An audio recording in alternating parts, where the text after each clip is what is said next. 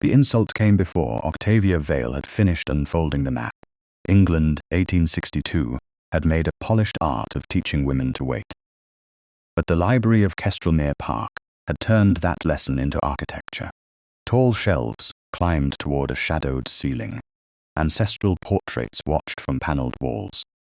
The long mahogany table gleamed beneath the grey afternoon light, wide enough to make every visitor on one side feel like a petitioner and every man on the other feel born to judgment. Octavia sat with her gloved hands resting on a leather folio, her companion Mrs. Linnet Ward silent at her left, and her solicitor, Mr. Abel Croft, arranging documents with the tense precision of a man who understood how expensive a duke's displeasure could become. Across from them, His Grace Edmund Sorrel, Duke of Harrowden, had not yet removed his riding gloves. That was the first slight. The second was the way his steward, Mr. Ambrose Latch, stood close enough to read over Octavia's papers, as if the real negotiation floated somewhere above her head. The third was Sir Peregrine Vale's smile.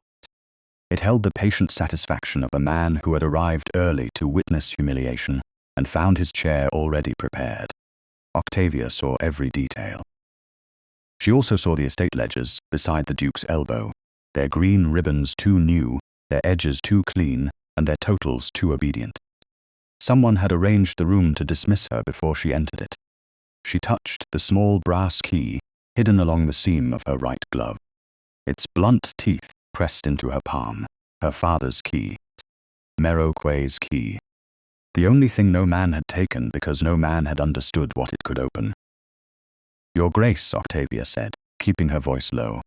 "Merrow Quay cannot be discussed as if it were a strip of water and stone. The eastern warehouse access, the winter storage rights, and the wage arrears are tied to the same route.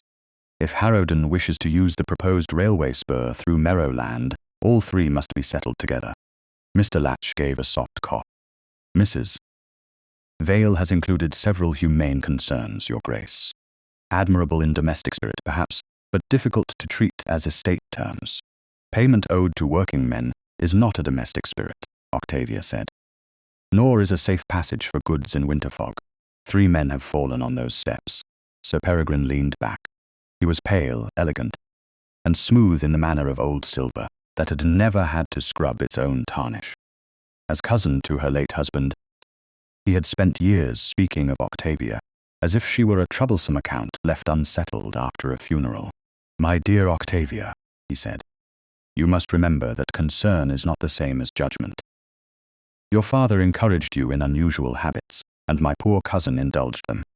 But railway business demands more than persistence." Mrs. Ward's hand tightened once in her lap. Octavia did not look away from the Duke. She had survived a husband who used her calculations in private and mocked her cleverness in public. She had survived condolence calls from women who pitied her widowhood and men who believed widowhood made her easier to guide. She had survived being told that a woman might understand household accounts, but not commerce, not leases, not men's wages, not risk. She could survive one more room. "The figures are not persistence," she said. "They are arithmetic. Arithmetic does not become sentimental because a woman writes it." The Duke looked up fully then.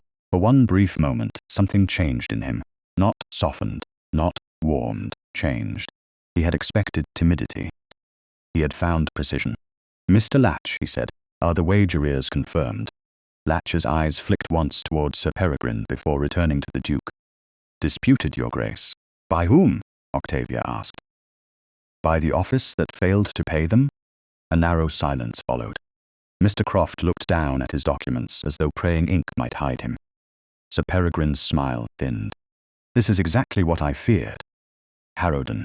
Octavia has always possessed a sharpness that turns simple matters unpleasant." The Duke closed her folio. Not roughly. That would have been easier to resent. He closed it with exact care, as if the pages deserved neatness but not belief. "Mrs. Vale," he said, "I permitted this meeting because Sir Peregrine assured me you had a family interest in the property, and because my steward believed a courtesy might prevent later misunderstanding. But Harrowden does not accept terms dictated by feeling, nor should Merrow Quay accept terms dictated by ignorance. The library went still. Even the coals in the grate seemed to pause before shifting. Mr. Croft inhaled sharply. Mrs. Ward did not move, but her eyes warmed with fierce approval. The Duke's expression did not alter. The air around him did. You speak boldly. I speak accurately. Accuracy requires knowledge beyond columns. Then we agree on something. Sir Peregrine pushed back his chair. That is enough. No, Octavia said. It is barely the beginning. Edmund Sorrel rose.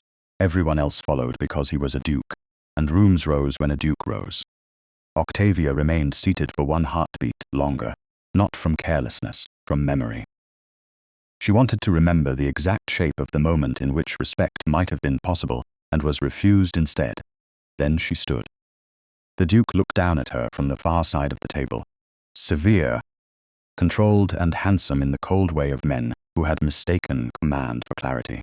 I have negotiated estate settlements, railway easements, canal access, tenant disputes, timber rights, and parliamentary interests since I was 24 years old, he said. I do not need instruction from a widow who mistakes stubbornness for authority. The key bit deeper into Octavia's palm.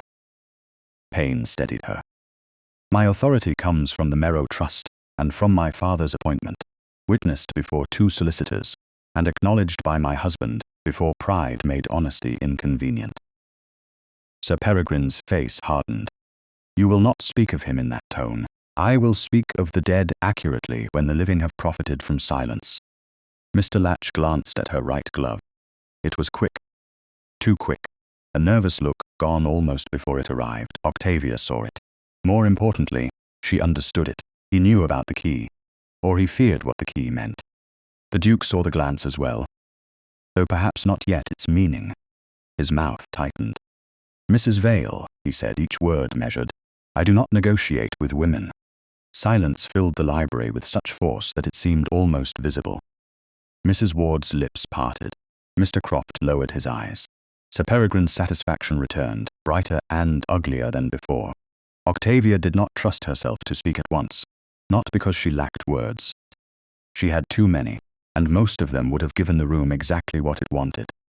A wounded woman, a pleading woman, a woman who raised her voice, so men could later call her unreasonable.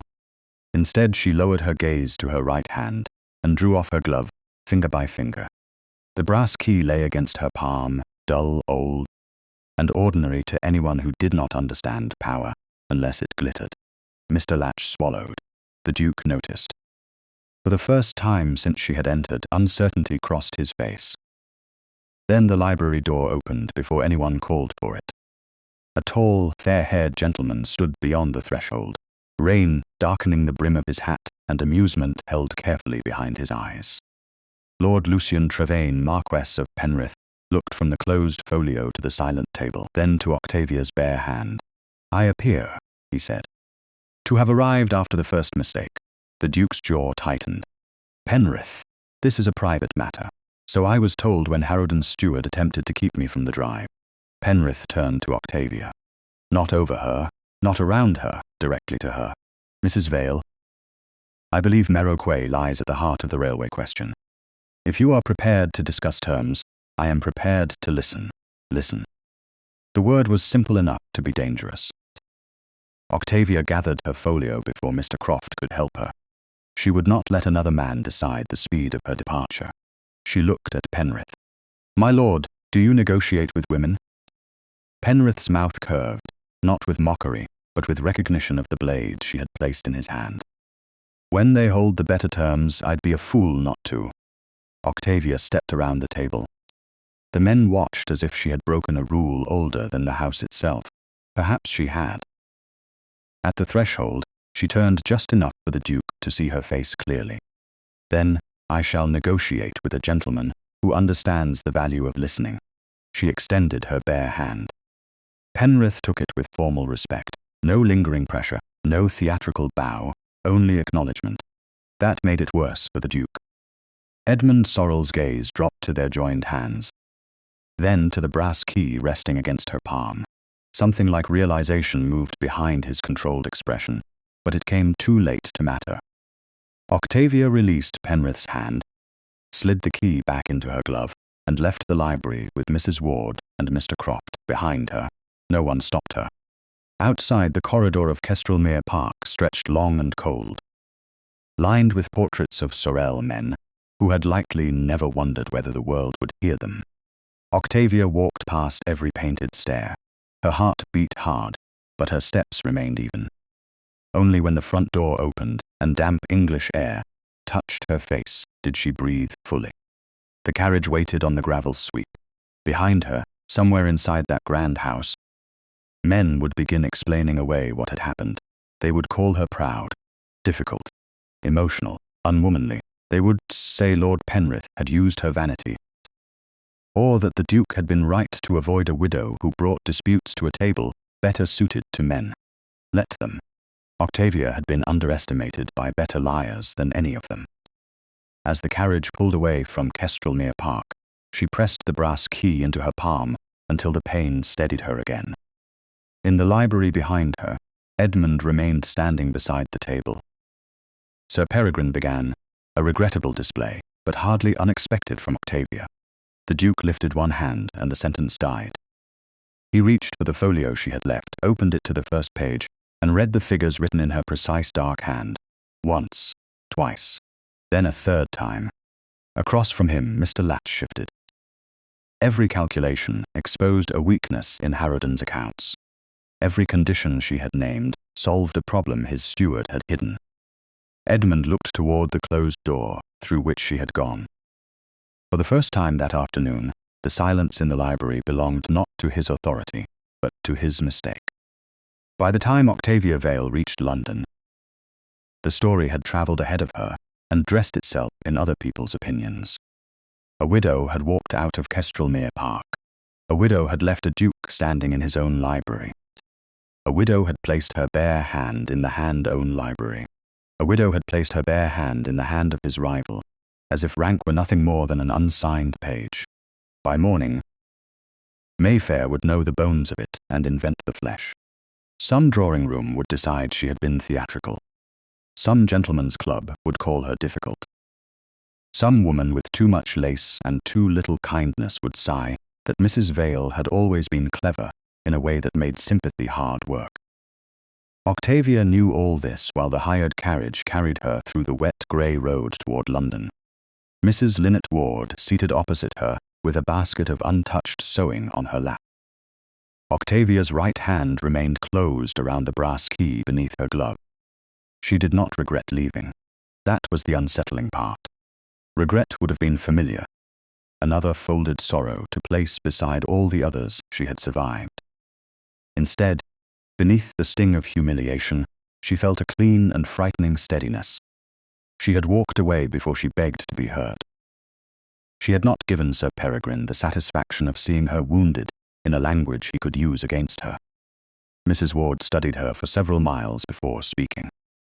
"You are very quiet." Octavia looked through the rain-blurred glass. "I am considering whether I have ruined myself." "Have you?" "Probably." "Then you are considering it with admirable posture." A laugh almost escaped Octavia. It did not quite reach the air. "Posture may be all I have left by supper." "No," Mrs. Ward said. "You have your figures. You have Mr. Croft. You have that key you keep pretending not to touch.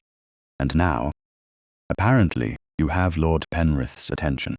Attention is not loyalty, no, but it is sometimes the first crack in a locked door." Octavia's fingers tightened around the key. The phrase struck too near the truth to answer comfortably. The next afternoon, Lord Penrith received her not in a fashionable drawing room, where business might be mistaken for flirtation, but in the panelled chambers of his solicitor near Lincoln's Inn. That choice reassured her more than a compliment would have done. It placed the meeting where paper mattered, witnesses mattered, and doors remained properly open. Mr. Abel Croft sat to Octavia's right, with his document case resting against his knee. Mrs. Ward sat to her left, her sewing once again untouched. Across the table, Penrith had brought his own solicitor, Mr. Ives, a narrow man with spectacles that made his gaze appear sharper than courtesy required. Lord Penrith rose when Octavia entered, and did not sit again until she had taken her chair. He was handsome in the bright, composed manner that often made men careless. Yet there was nothing careless in the way he placed her folio at the center of the table, as if it were neither a curiosity nor a favor, but the purpose of the room. "Mrs. Vale," he said, "I owe you an apology." Octavia rested her fingers on the clasp of her glove. "For what, my lord?" "For benefiting from another man's discourtesy. You did not create it."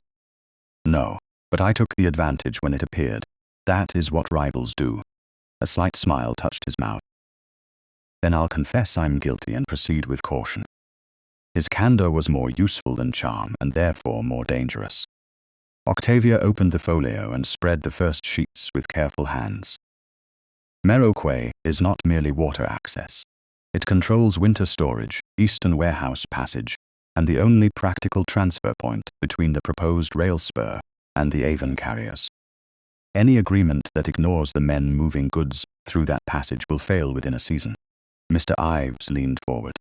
"You speak of wage arrears. Are these documented?" "Yes." Octavia removed 3 copied pages, names, weeks, amounts, and the office responsible for disbursement. "Harrowden's office?" Penrith asked. Mr. Ambrose Latch's hand appears in the summaries. Penrith did not pretend surprise. That interested her. Harrowden assured several parties that his estate accounts were sound. Dukes are often assured of things by men who profit from being believed. The room fell quiet, but not with the offended silence of Kestrelmere. This silence listened.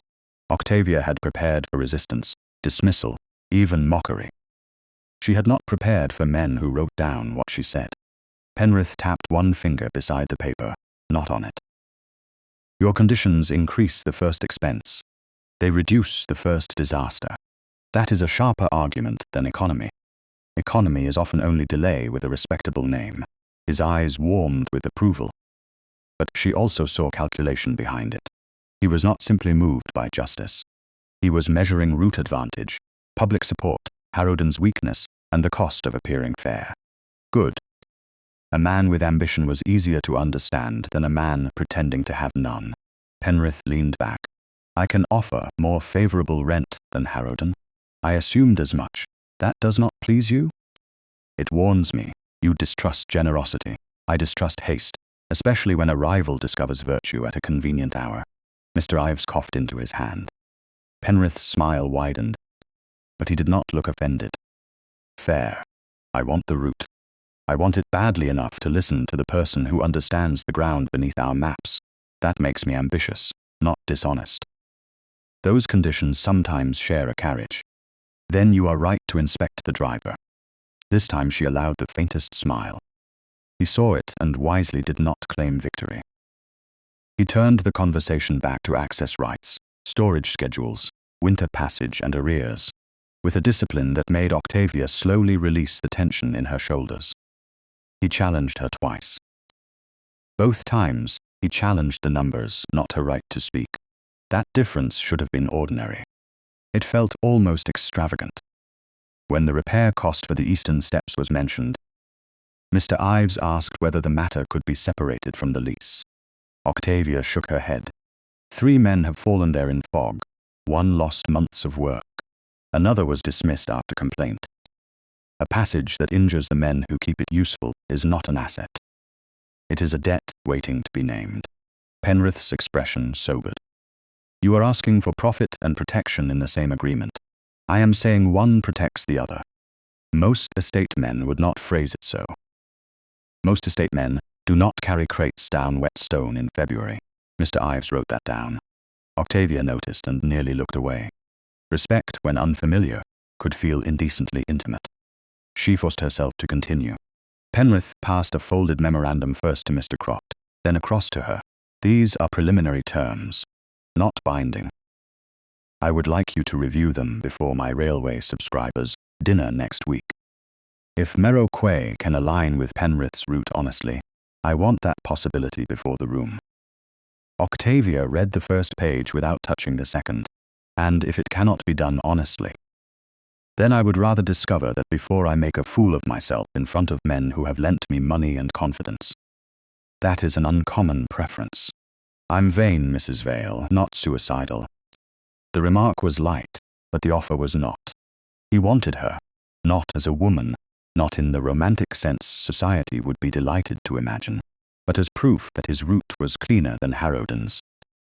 He wanted her figures, her quay, her injury, and perhaps her reputation if it could be turned into leverage. He also appeared willing to treat her fairly. Octavia had lived long enough to know those truths could occupy the same room. As she gathered her papers, Penrith's gaze dropped briefly to her right glove. "May I ask one impertinent question?" "You may ask it, I may not answer. The key you held yesterday. Does it open one of the quay rooms?" Mrs. Ward's needle paused. Mr. Croft looked up. Octavia held Penrith's gaze. "It opens the room men pretend does not exist." Something passed over his face. Interest first, then caution. "Then I'll be careful not to pretend. See that you are." Penrith bowed over her gloved hand without touching it. "Until next week, Mrs. Vale. Until your terms prove worthy of another meeting, my lord." She left knowing he had wanted to laugh, and had chosen respect instead. That mattered. Not enough to trust him, enough to remember. At Kestrelmere Park, Edmund Sorrel had not slept well. This irritated him more than the lack of sleep itself. He was accustomed to long nights with estate accounts, parliamentary letters, and inherited anxieties. He was not accustomed to seeing a woman's bare hand extend toward another man every time he closed his eyes. The gesture had been simple, formal, and businesslike. It should not have lodged beneath his ribs like rebuke. He stood in his library the next morning, with Octavia's proposal, open beside 3 Harrowden ledgers. Rain pressed silver lines against the windows. Mr. Latch stood near the hearth, with his usual mournful patience, as if honesty were a burden he alone had agreed to carry. Sir Peregrine occupied a chair without invitation, and watched the Duke read. Edmund disliked that. He disliked more that the figures before him supported the widow. "These arrears," Edmund said, touching one page. "Why were they not included in the quarterly report?" Mr. Latch folded his hands. "They are disputed, Your Grace. Mrs. Vale has gathered complaints from labouring men who may not understand estate disbursement." "Do the men understand whether they have been paid?" Sir Peregrine sighed softly. "Harrowden, you cannot allow Octavia's theatrics to set the tone. She has always possessed a talent for turning household matters into moral crusades." Edmund looked at him. "This is not a household matter." He turned another page. A transfer noted in the Harrowden ledger did not appear in the copy Mr. Latch had prepared. The amount was not large by ducal standards, but it had been moved twice, then hidden beneath timber repairs. "Mr. Latch," he said, "bring me the original Quay correspondence from the last 10 years. Some older documents may be stored off the main estate. Then retrieve them." Sir Peregrine rose with a smile that had lost its polish. "Surely you do not mean to indulge this farce." Edmund closed the ledger. "I mean to understand my own accounts." When Peregrine had gone, Edmund turned to his steward. "You saw the key in Mrs. Vale's hand." Latch lowered his eyes. "I saw something, yes. What does it open? An old records room at Merrow Quay, I believe. Her father used it." "A relic now." Edmund studied him. "I do not like relics that frighten stewards." Latch went very still. That was when Edmund understood that Octavia Vale had not merely embarrassed him. She had brought him the edge of a truth. Somewhere between Merrow Quay and Kestrelmere's polished accounts, a door had been locked, and everyone around him had assumed he would never ask who held the key. The card arrived at 10:30, and the maid carried it as though it might explode if handled without reverence. Octavia Vale knew the name before Mrs. Ward read it aloud. Rank had a way of entering a room before the person did, especially when the room was small, rented, and honest about its limitations. Her Mayfair drawing-room had faded blue curtains, a mended settee, a modest fire, and no ancestral portraits to pretend that judgment could be inherited. Octavia sat at the writing desk with Lord Penrith's preliminary terms on one side and her own copied wage notes on the other. The brass key lay beneath her folded glove, hidden from the maid, not from Octavia's awareness. Mrs. Ward lifted the card from the silver tray. His Grace Edmund Sorrel, Duke of Harrowden. Mr. Croft, who had been sorting papers near the window, removed his spectacles very slowly. Is his grace below? Octavia asked. The maid nodded. Yeah, with one footman, no steward, that mattered. Octavia disliked that it mattered. Show him up in 5 minutes. Not before. The maid fled with visible relief. Mrs. Ward set the card on the tray and looked at Octavia over the rim of her spectacles. You need not receive him. He observed the form. A man may observe the form and still deserve the door. True, but if I refuse him, he becomes the injured party by luncheon. Mr. Croft stood. I shall remain if you wish. You will remain because propriety and intelligence both require witnesses. Mrs. Ward returned to her chair by the hearth. And because a duke who arrives after causing offence should not be rewarded with privacy. Octavia almost smiled. She closed the wage notes and placed one hand over the glove. The key beneath it pressed into her palm through the leather. The pressure steadied her. She had spent years learning how to appear calm while men discussed her future in tones suitable for weather. Calm, she had discovered, was often only pride, taught to sit upright. When the Duke entered, he brought Kestrelmere's severity with him. His coat was dark, his gloves were in his hand, and his expression had been composed with such discipline that another woman might have mistaken it for indifference. Octavia did not. A man at ease did not notice every chair before choosing one. A man untroubled did not look first at her hands and then away, as if remembering that curiosity was not yet a right. He bowed. Mrs. Vale. Your Grace. She rose because etiquette required it, then sat when he did. She did not offer her hand. Mrs. Ward inclined her head from the hearth. Mr. Croft remained beside the table, papers ready, a nervous guardian of ink and propriety. Edmund accepted the chair opposite Octavia. For the first time he seemed slightly out of place, not diminished, never that, but contained by a room that owed his title nothing. His gaze moved to the folio on her desk, and then to his own card on the tray. Thank you for receiving me. You left a card and waited below. I had no reason to refuse. His eyes met hers. You had several. It was well said. Too well. Octavia folded her hands. Then I showed restraint. A faint movement touched his mouth and vanished before it became a smile. I have come to apologize. Mrs. Ward's knitting needles clicked once, though no stitch had been made. Octavia waited. Edmund drew a measured breath. In my library, I was discourteous. The words settled between them, like a coin placed on the table to pay a debt much larger than silver. Octavia looked at him for a moment, then lowered her gaze to the edge of her folio. No, Your Grace, you were not discourteous. His brows drew slightly together. I beg your pardon.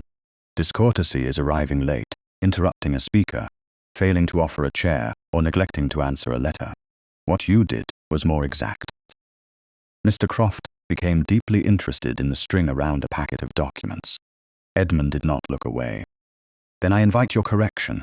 You did not insult my manners. You insulted my right to be present. Silence followed. Not the punishing silence of Kestrelmere's library. This one was smaller and less obedient.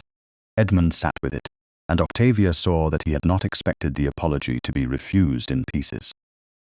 Men like him were accustomed to offering regret, and watching lesser people rush to relieve them of discomfort. You are right, he said at last. The words were quiet enough that she nearly distrusted them. I spoke as though your sex invalidated your authority. It did not. Octavia felt something shift inside her. Not soften, only shift. That is closer. Not enough, not yet. His gaze sharpened. What would be enough? Nothing spoken only in this room. The first flicker of impatience touched him. You require public satisfaction. I require accurate procedure. If Harrowden wishes to reopen any discussion with Merrow Quay, then Harrowden must acknowledge before witnesses that I have authority to negotiate. Not because Lord Penrith has made me useful. Not because you regret being seen in error. Because the Merrow Trust grants me that authority, and because my figures have earned a hearing. You put your terms plainly. I was under the impression that men respected plain dealing. Mrs. Ward looked down quickly, but the corner of her mouth trembled. Edmund glanced toward her, and then back to Octavia. The glance was brief, but not dismissive. He was taking in the room now, the mended settee, the small fire, the the companion who had chosen loyalty over deference, the solicitor whose courage looked like anxiety but had not left. Perhaps he was seeing how little in Octavia's life had been arranged to flatter him. Mr. Latch did not present complete accounts, he said. Octavia did not allow herself visible satisfaction. No, you knew. I suspected. From what? From totals that behaved too neatly, from wage complaints that appeared in no summary. From the Eastern warehouse being treated as if it were an inconvenience, instead of the hinge of the route. She paused. And from the way Mr. Latch looked at my hand. His attention dropped to the glove beneath her palm. The key. Octavia covered it more fully. Yes. What does it open? He asked too quickly. He seemed to hear it himself. Before she could answer, he drew back slightly and lowered his eyes. No, forgive me. I have not earned that answer. The restraint was unexpected.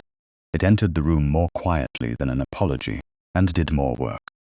Octavia's fingers relaxed over the glove. It opens a records room at Merrow Quay, or it did. My father kept original wage books there, duplicate lease terms, and correspondence that certain men preferred never to see in a solicitor's office. After his death, the room was declared obsolete. After my husband's death, it was locked against me. Edmund's face hardened. By Sir Peregrine? By someone with access to Vale authority and Harrowden convenience. That is a grave implication. Yes, can you prove it? She looked at him until the question lost the shape he had intended and became the wound beneath it. Not yet. That is why I need the room. He absorbed that. To his credit, he did not ask why she had not told him sooner. The answer had already been spoken in his own library. If I acknowledge your authority, before witnesses, will you return to the table? He asked. No. His expression closed. No? I will agree to inspect the records with proper witnesses. Negotiation may follow evidence. It will not replace it. Penrith has offered terms. Penrith has offered to listen. I have not offered to belong to his scheme. Something eased in Edmund's face so quickly that she might have missed it if she had not been watching him with the same care she gave altered entries. Jealousy then. Not love, not yet. But territorial pride had been touched, and it did not like finding itself unwelcome. Lord Penrith is ambitious, he said. So are you. I am responsible. Most ambitious men say that. Most underestimated women have to be both. He absorbed that, and his eyes changed again. Less ducal. More human. It was inconvenient. Octavia preferred him cold, because cold men could be kept at a distance. This one had come to apologize, and had allowed her to make him uncomfortable. That was not enough to trust him. It was enough to remember. He stood, and the room rose with him. I will arrange a visit to Merrow Quay. You, Mrs. Oswald, Mr. Croft, my solicitor, and no steward unless you consent. No steward, Octavia said. Not yet. He inclined his head. Not yet. At the door he paused. Mrs. Vale. Your Grace, his voice lowered. When you left my library, I believed I had lost an advantage. This morning, I begin to suspect I had been offered one, and was too proud to recognize it. It was the nearest thing to humility she had heard from him. She did not reward it with warmth. Warmth would come later, if it came at all, and only after truth had made a place for it. Then do not make the same mistake twice, she said. He bowed. This time the gesture felt less like rank and more like respect. When he was gone, Mrs. Ward released a breath. Well, Mr. Croft sank into his chair. That was either a victory or the beginning of a much larger disaster. Octavia looked at the Duke's card on the tray. Then she lifted her glove and closed her hand around the brass key. Those are often difficult to tell apart. By nightfall, Edmund had returned to Kestrelmere. He did not remove his coat before entering the estate office, where Mr. Latch rose too quickly from behind a desk stacked with orderly lies. Your Grace, I did not expect you until morning. No, Edmund said. I imagine not, Latch's smile faltered. Edmund placed his hat on the desk, directly atop the steward's open correspondence. You will bring me the original Quay ledgers, the wage books. Every letter concerning the Merrow records room, and all correspondence between Harrowden and the Vale estate for the last 10 years. Some of those documents may be difficult to locate. Then begin with the difficult ones. May I ask what has prompted this urgency? Edmund thought of Octavia's steady voice in that faded drawing room. "You insulted my right to be present." He looked at the man who had stood beside him while he did it. "Accuracy," he said. Latch lowered his eyes.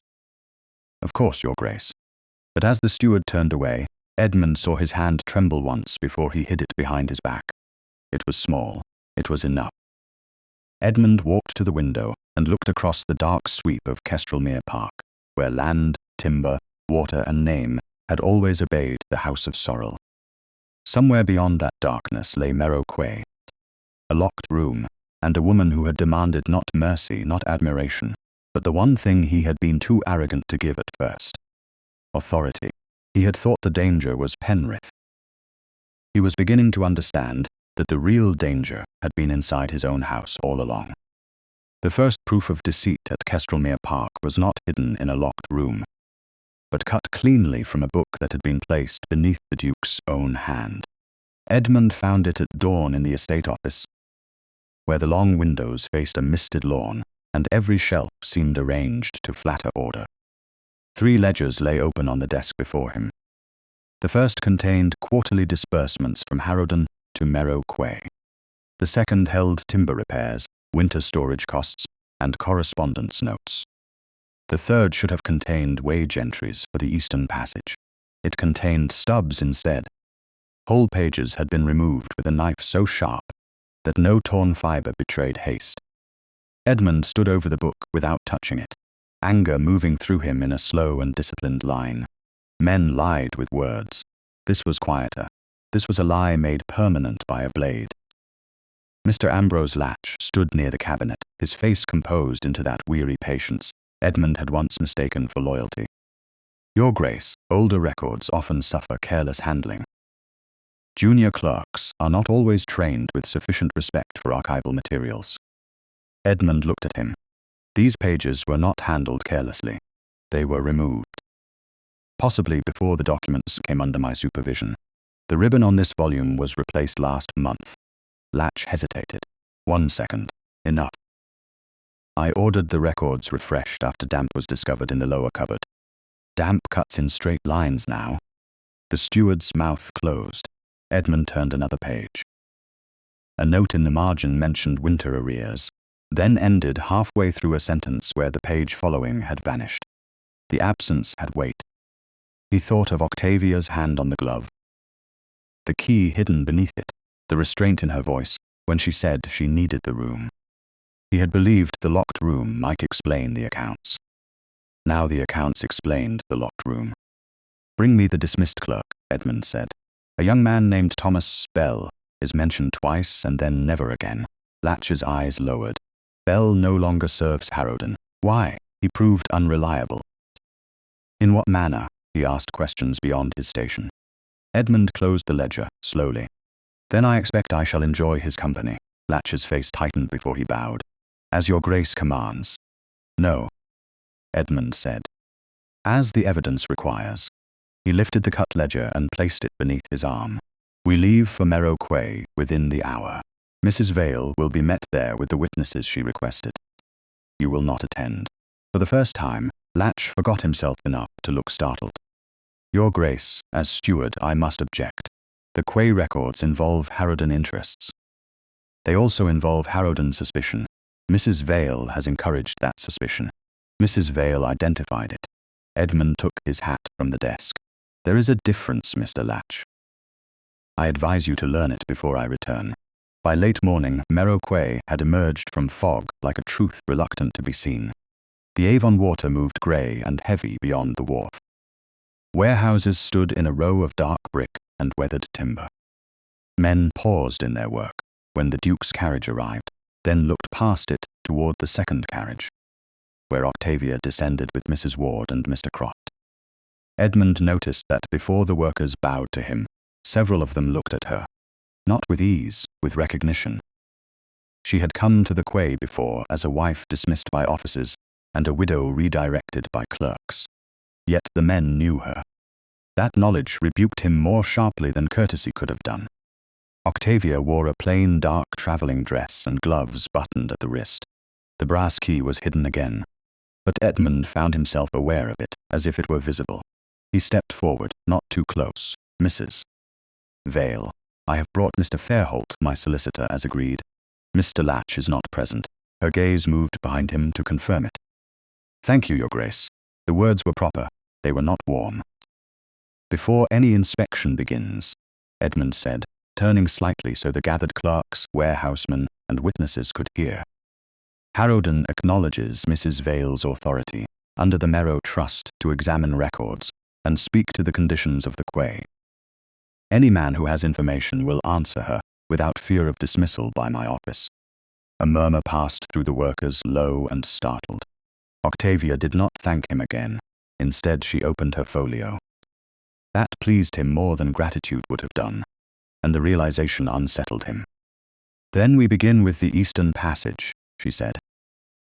The group crossed toward the warehouse steps, a narrow stone descent slick, with old moss and poor drainage.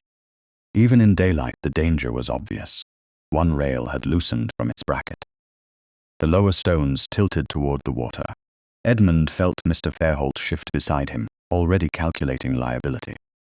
Octavia crouched just enough to touch the edge of a cracked step, then stood. When was this last repaired? No one answered at first. The workers looked at Edmund. Edmund held his silence and looked at Octavia. A young man near a stack of crates removed his cap. Not properly since Mr. Vale died, madam. Octavia turned to him. Your name? Thomas Bell. Edmund saw Mr. Croft write it down. Thomas was younger than he expected. With narrow shoulders and hands roughened by work no clerk should have needed to perform. You were employed in the Harrowden office, Octavia said. Yes, madam. Why were you dismissed? Thomas glanced at the Duke, then back to her. I asked why the wage book showed men paid when they weren't. The word struck the group harder than accusation. Edmund did not move. Octavia's face remained composed, but her fingers tightened once on the folio. Who told you not to ask? Mr. Latch. Did you see the original Eastern Passage ledger? Yes, madam. In the old records room. When? After Mr. Vale died, maybe 2 weeks after. I was sent to fetch a bundle marked winter storage. The wage book was on the second shelf. And later, Thomas swallowed. Later, Mr. Latch said there wasn't such a book, and that I'd confused it with a copy. Did you? No, madam. His voice strengthened. It had Mr. Merrow's hand in it. Your father's hand, I mean. I knew because he wrote clearer than any of us. A faint, painful softness crossed Octavia's face and vanished. Thank you, Mr. Bell. She turned toward the end warehouse. Then we will inspect the records room. The old room stood beneath the west side of the building, reached by a short covered passage that smelled of tar, damp rope, and cold stone. Octavia stopped before the door. Its iron plate was newer than the wood around it. Fresh screws shone where age should have darkened them. Edmund saw the evidence before anyone spoke. A lock changed on an old door was a confession made in metal. Octavia removed her glove. The brass key lay in her hand, dull against the pale skin of her palm. The sight changed the air. Thomas Bell took a breath. Mr. Fairholt leaned closer. Edmund looked not at the key, but at Octavia's face. She did not tremble. That seemed to cost her something. She set the key into the lock and turned. Nothing moved. She tried once more. The key struck resistance and stopped. This is not the old lock, she said. Thomas stepped forward. It isn't, madam. The former plate had a crack here. He touched the wood beside the iron. This one came after. After what? Mr. Croft asked. Thomas looked at the door rather than the Duke. After Mr. Vale died. Edmund's voice was quiet. Who ordered it? Thomas hesitated. The fog seemed to press closer around the passage. Octavia did not push him. She waited. And in that waiting, Edmund understood something he had not known how to practice. She gave the truth room to come forward without dragging it by the throat. Thomas lifted his chin. The order came through Harrowden's estate office, Mr. Latch's seal was on it. Mr. Fairholt wrote rapidly. Edmund felt the shame of it settle on his shoulders, cold and deserved. Harrowden's seal. Harrowden's office. Harrowden's silence. Octavia slipped the useless key back into her palm and closed her fingers over it. For a moment, she looked less like a negotiator than a daughter, standing before a door built between herself and her father's last honest records. Then she opened her folio, and removed a folded note, worn at the creases. "There is one more thing." Edmund looked at the paper. "What is it?" "A reference from my father's private index. I found it among my own copies last night." She read aloud, her voice steady. "Duplicate correspondence concerning Eastern Passage and winter storage sent to Sorrel Cabinet, 1849, by request of His Grace's father." Edmund stilled. "A Sorrel Cabinet? That is what it says." Mr. Fairholt frowned. "There are old correspondence cabinets at Kestrelmere. Some were sealed after the late Duke's death. Mr. Latch marked several empty," Edmund said. The words tasted bitter. Octavia folded the note again. "Then perhaps the room men locked against me is not the only room that matters." A gust from the water moved through the passage and lifted the edge of her sleeve. Edmund wanted, absurdly, to offer warmth. He offered usefulness instead. "What do you require?" She looked at him then, and the question seemed to pass through more than the investigation. "A locksmith." Both solicitors present. Mr. Bell's statement taken before he can be dismissed again. No one from Harrowden alone inside that room before I enter. And the Sorrel cabinets searched with witness lists. "Granted," he answered too quickly, then caught himself. "If that satisfies your procedure." Something in her expression changed by the smallest degree. "It does." From the yard beyond the passage came the sound of another carriage. Lord Penrith stepped down beneath the warehouse arch, immaculate despite the damp, his gaze moving from Octavia's bare hand to the locked door. "I appear," he said, "to have arrived after another interesting part." Octavia put her glove back on. "No, my lord. The interesting part has only just been locked against us." Edmund looked from the new lock to the note in her hand, and then toward the road back to Kestrelmere. He had come to Merrow Quay, believing he was investigating a steward's negligence. He left the passage understanding something far worse. Someone had used his house as a hiding place, his office as a weapon, and his arrogance as the perfect locked door. By candlelight, insult learned better manners, but it did not become kinder. Octavia understood that before the first course had been carried into Lady Beatrice Sorrel's dining room. Kestrelmere Park looked different at night, more golden and more watchful, its long windows black with reflected faces and its silver polished, until every spoon seemed capable of recording weakness. Lady Beatrice had invited Octavia to dine with a kind of courtesy that announced itself as an obligation. The Duke's unmarried aunt was tall, severe, and draped in black silk as though she had put mourning into permanent service as a social weapon. Her eyes moved over Octavia's plain evening gown, Mrs. Ward's composed face, Mr. Croft's nervous gloves, and finally Edmund's expression with the air of a woman reading an account she expected to find short. "Mrs. Vale," she said, "my nephew tells me you have made Merrow Quay interesting." "I believe Merrow Quay was already interesting, Lady Beatrice. Men merely found it profitable to call it dull." Lady Beatrice's mouth shifted by a fraction. It was not a smile. It was permission to survive the next hour. That permission proved useful when Octavia saw the dinner placement. She had not expected honor. She had expected insult to arrive dressed as etiquette. She was placed below two distant cousins, a half-deaf colonel and the curate's unmarried sister, far enough from Edmund that conversation would have to cross territory before reaching her.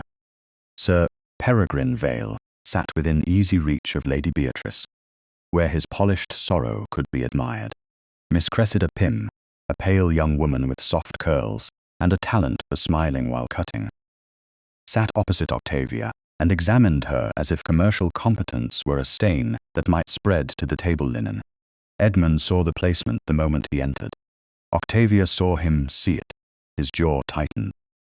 He made no immediate correction. That was wise, though it cost him. To move her at once would have announced injury before she chose whether to name it.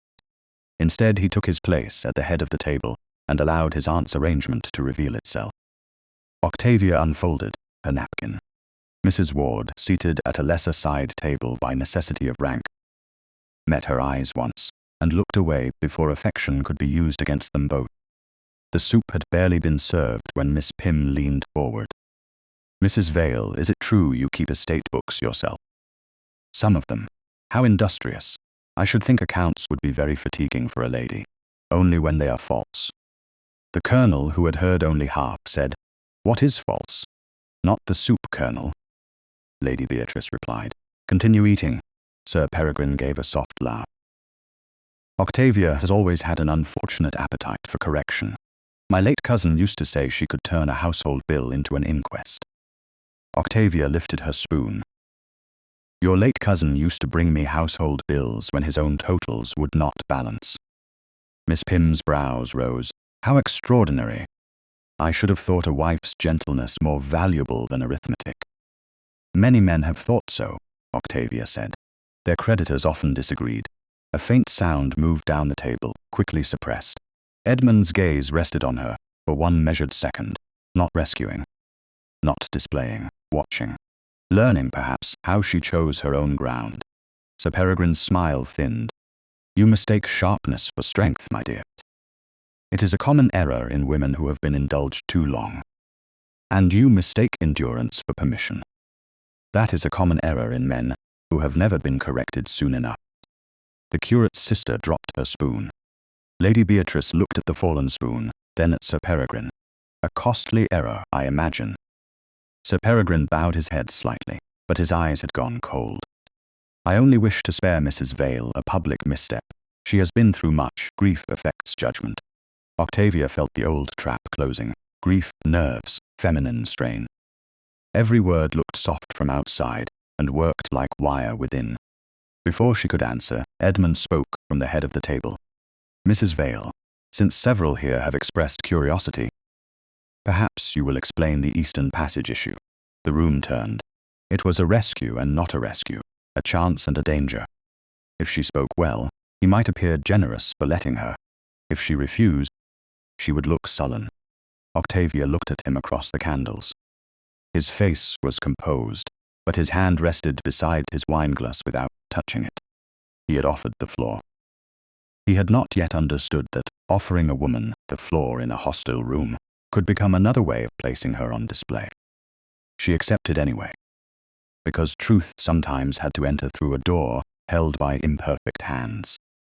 The Eastern Passage is the narrowest usable transfer between the Quay warehouses and the proposed rail spur, she said. In winter fog, carts cannot safely turn through the western yard. Goods must pass by the eastern steps, where the rail has loosened and several stones have shifted. Repairing that passage is less expensive than losing labor, time, and trust. Miss Pym smiled. Trust? From laboring men? Especially from laboring men. They know when an estate remembers them only after an accident. One of the gentlemen near Edmund leaned forward. And the distance saved. Octavia did not glance at her notes. A little over 300 feet per load in fair weather. More in fog, when the western yard must be avoided. Across a winter season, that is not sentiment. It is cost. The gentleman blinked. Lady Beatrice's gaze sharpened. You carry those figures in your head? No, Lady Beatrice. I carry them because others forget them when convenient. Edmund's eyes warmed, then restrained themselves. Sir Peregrine noticed. That made him careless. A pity, he said, that such devotion to figures could not bring peace to your marriage. The table became very quiet. There it was. Not merely an insult to intelligence, but the old accusation beneath it, that a woman who thought too clearly could not also love, could not also be loved, could not also deserve tenderness. Octavia set down her spoon with great care. My marriage did not lack peace because I understood figures. It lacked honesty because my husband used them when they benefited him, and mocked them when they came from my mouth. Lady Beatrice's fan closed. Edmund's head turned slowly towards Sir Peregrine. You will not use my table to dishonor a widow for knowledge her husband relied upon. The words were controlled, but something dangerous lived under them. Sir Peregrine bowed, all wounded dignity. I meant no offense. Then improve your aim before speaking again. This time the silence favored Octavia. She did not look grateful. Gratitude would have made Edmund the center of the moment. Instead she lifted her glass and drank water, as if the room had not just shifted around her. Lady Beatrice watched that too. After dinner, The party moved to the drawing room, where the lamps were lower and the attacks more likely to wear perfume. Octavia stood near a table of porcelain shepherdesses and wondered how many generations of sorrel women had been taught to smile beside fragile things while men broke sturdier ones in private. Edmund approached, leaving enough distance that no one could call it intimacy. You handled them well. I handled myself. That is not the same thing. No. He accepted the correction without visible irritation. I should not have put you before the table without asking. She looked at him then. The admission mattered because it named a smaller wrong before it grew into habit. You meant to make them listen. I did. Do not use me as proof of your conscience, Your Grace. The words struck him. She saw it. And for one moment the cold Duke was simply a man confronted by the shape of his own improvement, and warned not to admire it too soon. I will remember, he said. See that you do. A maid passed behind Octavia with a tray of coffee cups. Her hand brushed Octavia's glove, too deliberate to be accident, and a folded scrap slipped beneath the edge of Octavia's sleeve. Octavia did not move. Edmund noticed because he noticed too much when he chose to. His gaze flicked to the maid, then away, giving nothing to the room. Octavia turned toward the window as if seeking air. With her back half shielded by the curtain, she opened the scrap.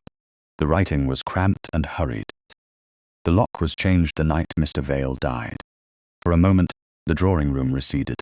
The candles blurred. Her late husband's death had always stood like a closed door in memory, solemn, inconvenient, and surrounded by men who handled everything before she could ask. The night he died. Not 3 days after. Not weeks later. The very night. She folded the note into her glove with the brass key. When she turned back, Edmund was watching her face, not her hand. That was how she knew he understood something had changed. Across the room, Sir Peregrine lifted his coffee cup in a small, private toast. He could not have read the note. He did not need to. His smile said he had expected the past to frighten her once it came close enough. Octavia looked at him until his smile became worse. Then she turned to Edmund. Your Grace, she said quietly, tomorrow we open that room. His answer came without delay. Yes, with witnesses. With every witness you require, and without warning, Mr. Latch. Edmund's gaze moved once toward the door through which the maid had vanished. Agreed. Lady Beatrice, who had drifted near enough to hear only the last word, studied them both with narrowed eyes. I begin to suspect, she said, that this family's peace has been maintained by very untidy methods. Octavia slipped her gloved hand closed around the key and the note together. Then tomorrow, Lady Beatrice, we shall see who has been doing the tidying. The next morning at Merrow Quay, the old records room waited with a new lock, and Octavia Vale understood that a door could look innocent while keeping years of injury in place. Fog lay low over the water, softening the warehouse roofs and muting the shouts of men at work. But nothing about the gathering before the West Passage felt soft. The Duke of Harrowden had arrived early with Mr. Simon Fairholt and 2 estate clerks who looked frightened enough to be useful. Mr. Abel Croft stood beside Octavia with his ink case ready, and Mrs. Ward kept close without fuss, her presence steady as a hand at the back that never presumed to push. Thomas Bell waited near the wall, cap in both hands, his eyes fixed on the door he had once been told he had not properly seen. A locksmith named Jonas Mead knelt before the iron plate, examining the screws and keyhole with professional displeasure. Edmund stood several feet away from Octavia, not beside the lock, not before her, and certainly not where anyone could mistake him for the person in command of what she was about to reclaim. He had learned that much since yesterday. Octavia noticed. She wished noticing did not matter. The witnesses are present, Mr. Fairholt said. Mr. Latch has not been informed of the hour as agreed. Octavia drew the brass key from her glove. The metal felt colder than it should have, as if the night note still clung to it. The lock was changed the night Mr. Vale died. She had read the words at least 20 times before dawn, and still could not make them less cruel. Her husband had died upstairs in Vale House, while men below, or men acting in his name, had already begun rearranging her access to the truth. Edmund's gaze moved once to her hand. He did not ask if she was well. She was beginning to understand that he had learned the uselessness of that question. Instead, he said, "Only when you are ready." It was not much. It was enough to let her decide the moment. Octavia stepped forward and fitted the brass key into the lock. It entered halfway and stopped. She turned it gently. Nothing yielded. She removed it, set it again, and tried once more, though she already knew. The door did not recognize her. Behind her, Thomas Bell whispered, "That isn't the old lock." "Madam, no," Octavia said. "It is not." The locksmith looked up. "This plate was fitted in haste. A good craftsman would have seated it cleaner. See here." Where the old strike was pulled out, and the wood packed, Mr. Croft wrote rapidly, "Can you open it without damage to the contents?" "I can open it without damaging the room. I can't promise what men have done inside before me." Octavia turned her head. "Then open it." Jonas Mead worked in silence for several minutes. The small sounds of metal against metal seemed indecently loud beneath the warehouse arch. Octavia kept her eyes on the lock, but the waiting carried her backward against her will. She remembered her father's hand guiding hers over a ledger when she was 15, not because he needed help, but because he believed intelligence grew stronger when trusted. She remembered her husband laughing across a supper table years later, saying, "Octavia sees ghosts in columns," while the very figures she had corrected sat in his pocket ready for use the next morning. She remembered Sir Peregrine telling a guest that she had a masculine persistence, as if accuracy changed sex when it became inconvenient. The lock clicked. The door opened inward with a reluctant groan. Dust stirred in a pale breath. No one moved until Octavia did. She crossed the threshold first. The room was narrow, windowless except for a high slit near the ceiling, and lined with shelves that smelled of paper, damp stone, and old rope. Boxes stood in rows, some labeled in her father's clear hand, some in another hand she did not know. For one suspended second, the past seemed almost intact. Then she saw the empty place on the second shelf. A clean rectangle marked the dust where a large ledger had rested recently. Not years ago, recently. The surrounding shelf was grey with age, but the rectangle was dark and sharp at the edges, a fresh absence wearing the shape of a book. Octavia walked to it and stopped. Thomas Bell made a small sound behind her. "That was it," he said. "That was where I saw the wage book." Mr. Croft moved closer. "How recently removed, Mr. Mead?" The locksmith bent and blew lightly across the shelf. Dust lifted around the edges, but not from the rectangle. "Days, perhaps a week, not months." Edmund's expression changed, and Octavia saw the anger he did not spend. It moved through him like a drawn curtain revealing a lit room behind it. "Someone knew we would come. Someone knew I had returned," Octavia said. Her voice sounded calm. It did not feel calm inside her. She touched the shelf with 2 fingers, then lifted them. Dust marked her glove. "My husband used to say I made myself unhappy by looking too closely," Mrs. Ward said softly. "He was wrong." "No," Octavia said. "He was frightened. There is a difference." The room held the words. She had not meant to say them aloud, yet once spoken, they seemed to unlock something no locksmith could reach. "He would bring me figures in the morning and mock me for understanding them by night. If I corrected an account, he called me severe. If I saved him from embarrassment, he called it loyalty. When guests were present, he made my mind into a family joke. And I learned to smile, because a wife who did not smile was called difficult before dessert." No one answered. That was mercy. Edmund did not step toward her. He did not say her husband was a fool, though his face suggested he wished to. He did not turn her pain into an opportunity to display outrage. He stood still and let the truth belong to her. Octavia drew a breath and looked back at the empty shelf. That ledger was here after his death.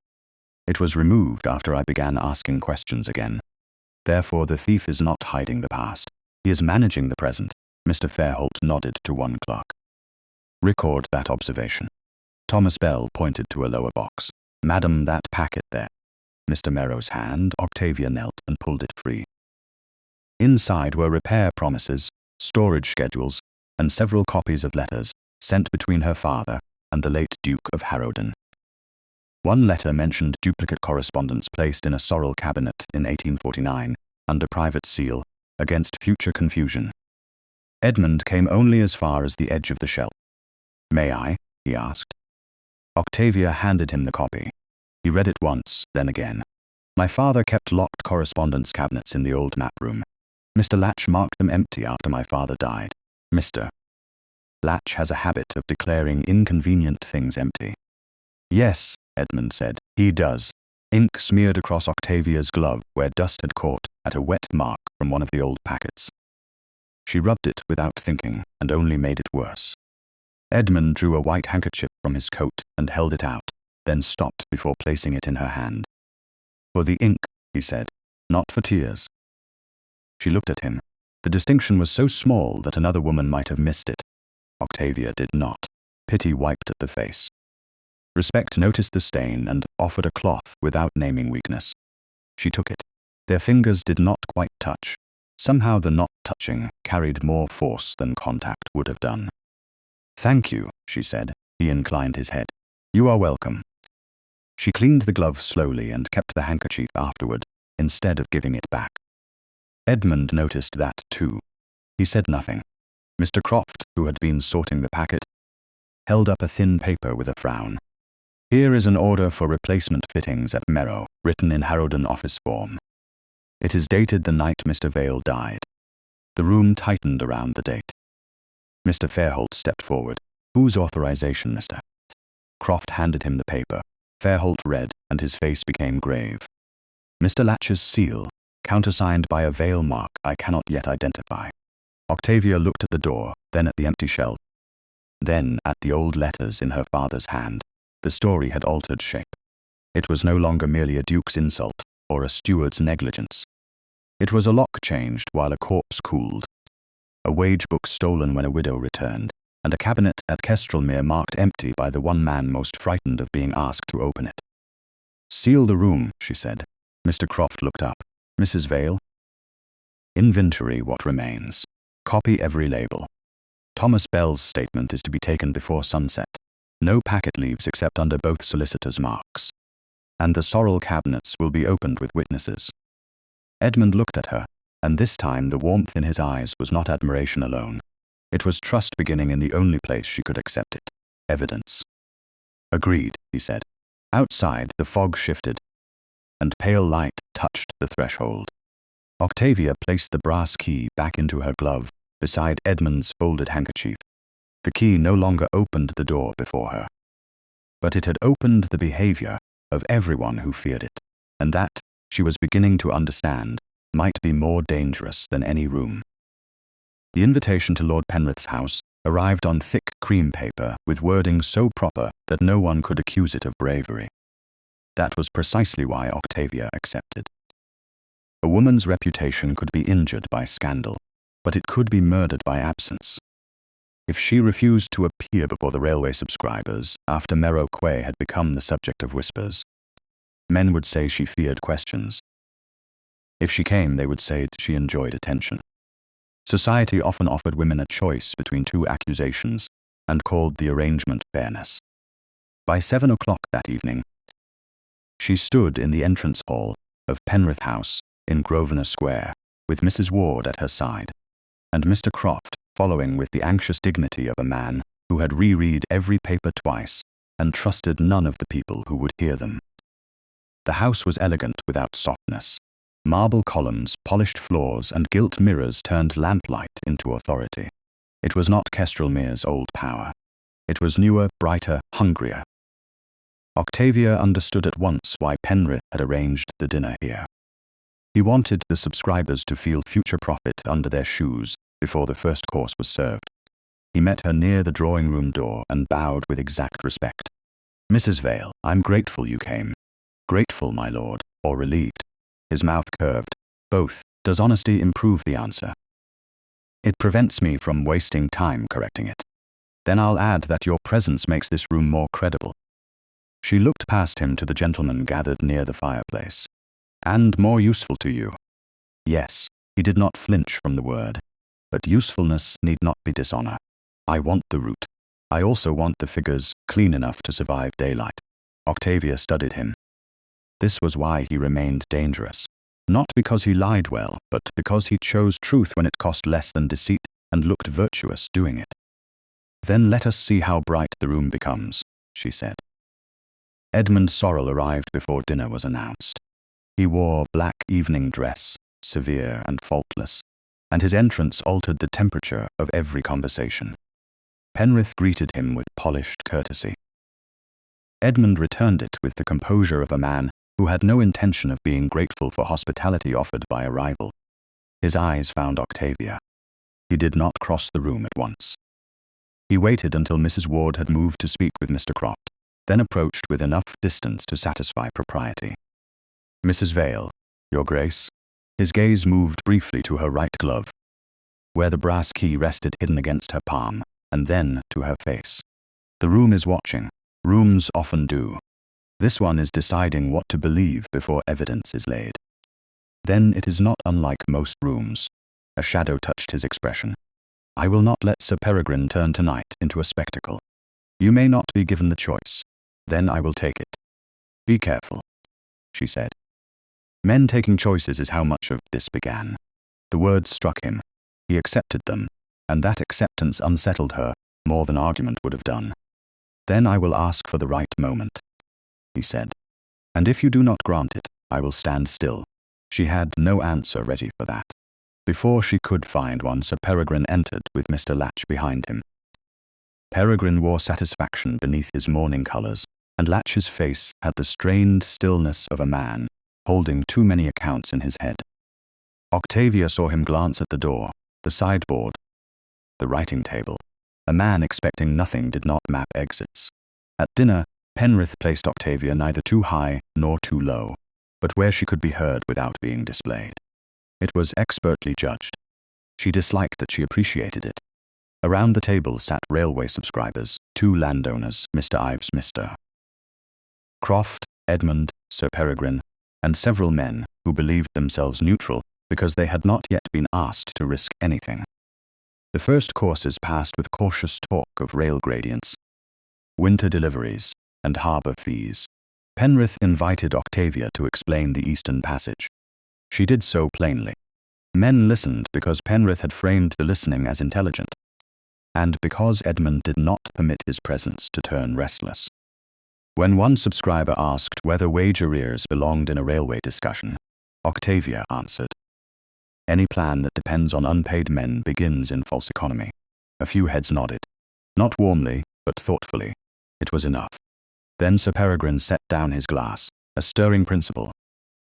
Yet principles are often easiest to afford when one has arranged advantage elsewhere. Penrith looked at him. You have something to say, Sir Peregrine, regretfully. The word came out polished and poisonous. I had hoped not to distress this company. Family matters should remain private, even when certain members of a family forget the kindness of privacy. Octavia's hand stilled beside her plate. Edmund's attention sharpened. Peregrine drew a folded letter from his inner pocket and placed it on the table. The red wax seal caught the lamplight. Octavia saw the veil impression before anyone named it, and for a moment every sound in the room fell away. Her late husband's seal, missing from the world as far as she knew, yet there, bright and damning beneath strangers' eyes. This letter, Peregrine said, came into my possession through a person troubled by conscience. It appears to show Mrs. Vale offering certain Harrowden figures to Lord Penrith in exchange for protection and favourable treatment of her Quay interests. Mr. Croft rose halfway. That is impossible. Sit down, Mr. Croft, Peregrine said without looking at him. The letter bears her name. Penrith's face had gone cold. I received no such letter. Perhaps not directly, not indirectly, not by messenger, not by whisper. Not by any method known to civilized communication. Convenient.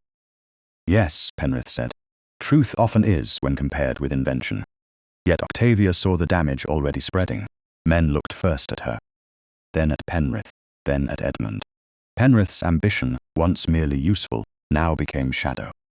Of course he would deny it if the route depended on her. Of course she would deny it if reputation depended on him. The lie had been designed not to prove guilt, but to make innocence look profitable. Sir Peregrine passed the letter to the nearest subscriber. Her hand is known to be neat. Her interest in figures is well established. Her sudden alliance with Lord Penrith was witnessed after she left Harrowden in anger. Mrs. Ward, seated farther down the room, looked as if she had been forced to hold still through pain. Octavia rose. The movement silenced the table better than a raised voice could have done. I wrote no such letter. Peregrine gave her a pitying look. My dear Octavia, denial is natural. So is forgery among men who fear ledgers. A small shock travelled the table. Edmund stood then. His chair scraped once against the floor. The letter will be sealed in the possession of a solicitor until it is examined. Peregrine turned toward him. Surely, Harrowden, you will not permit Mrs. Vale to remain in negotiation while this stain hangs over her. Edmund's gaze dropped to the seal. It was only a moment, less than a breath. But Octavia saw it. He saw the veil mark and hesitated. Not long enough for anyone else to condemn him. Long enough for her to feel the old door closing. No conclusion will be drawn from a letter produced by a hostile family member without examination, Edmund said. His voice carried authority. It protected procedure. It did not protect her name. Peregrine moved around his chair, hand extended as if to guide Octavia from the table. For your own sake, Octavia, withdraw before this becomes uglier. Edmund's voice cut across the room. You will not touch her. Peregrine stopped. Edmund stepped between them, not close to Octavia, but close enough that no man could pretend she had no shield. Mrs. Vale will leave if she chooses. She will not be removed at your direction. Heat rose behind Octavia's eyes, sharp and unwelcome. It would have been easier if he had failed entirely. Partial protection was cruel, because it showed what full belief might have felt like. Penrith stood as well. My solicitor will swear tonight that no such correspondence passed through this house. And mine will record that the accused denies authorship, Mr. Croft said, voice trembling but clear.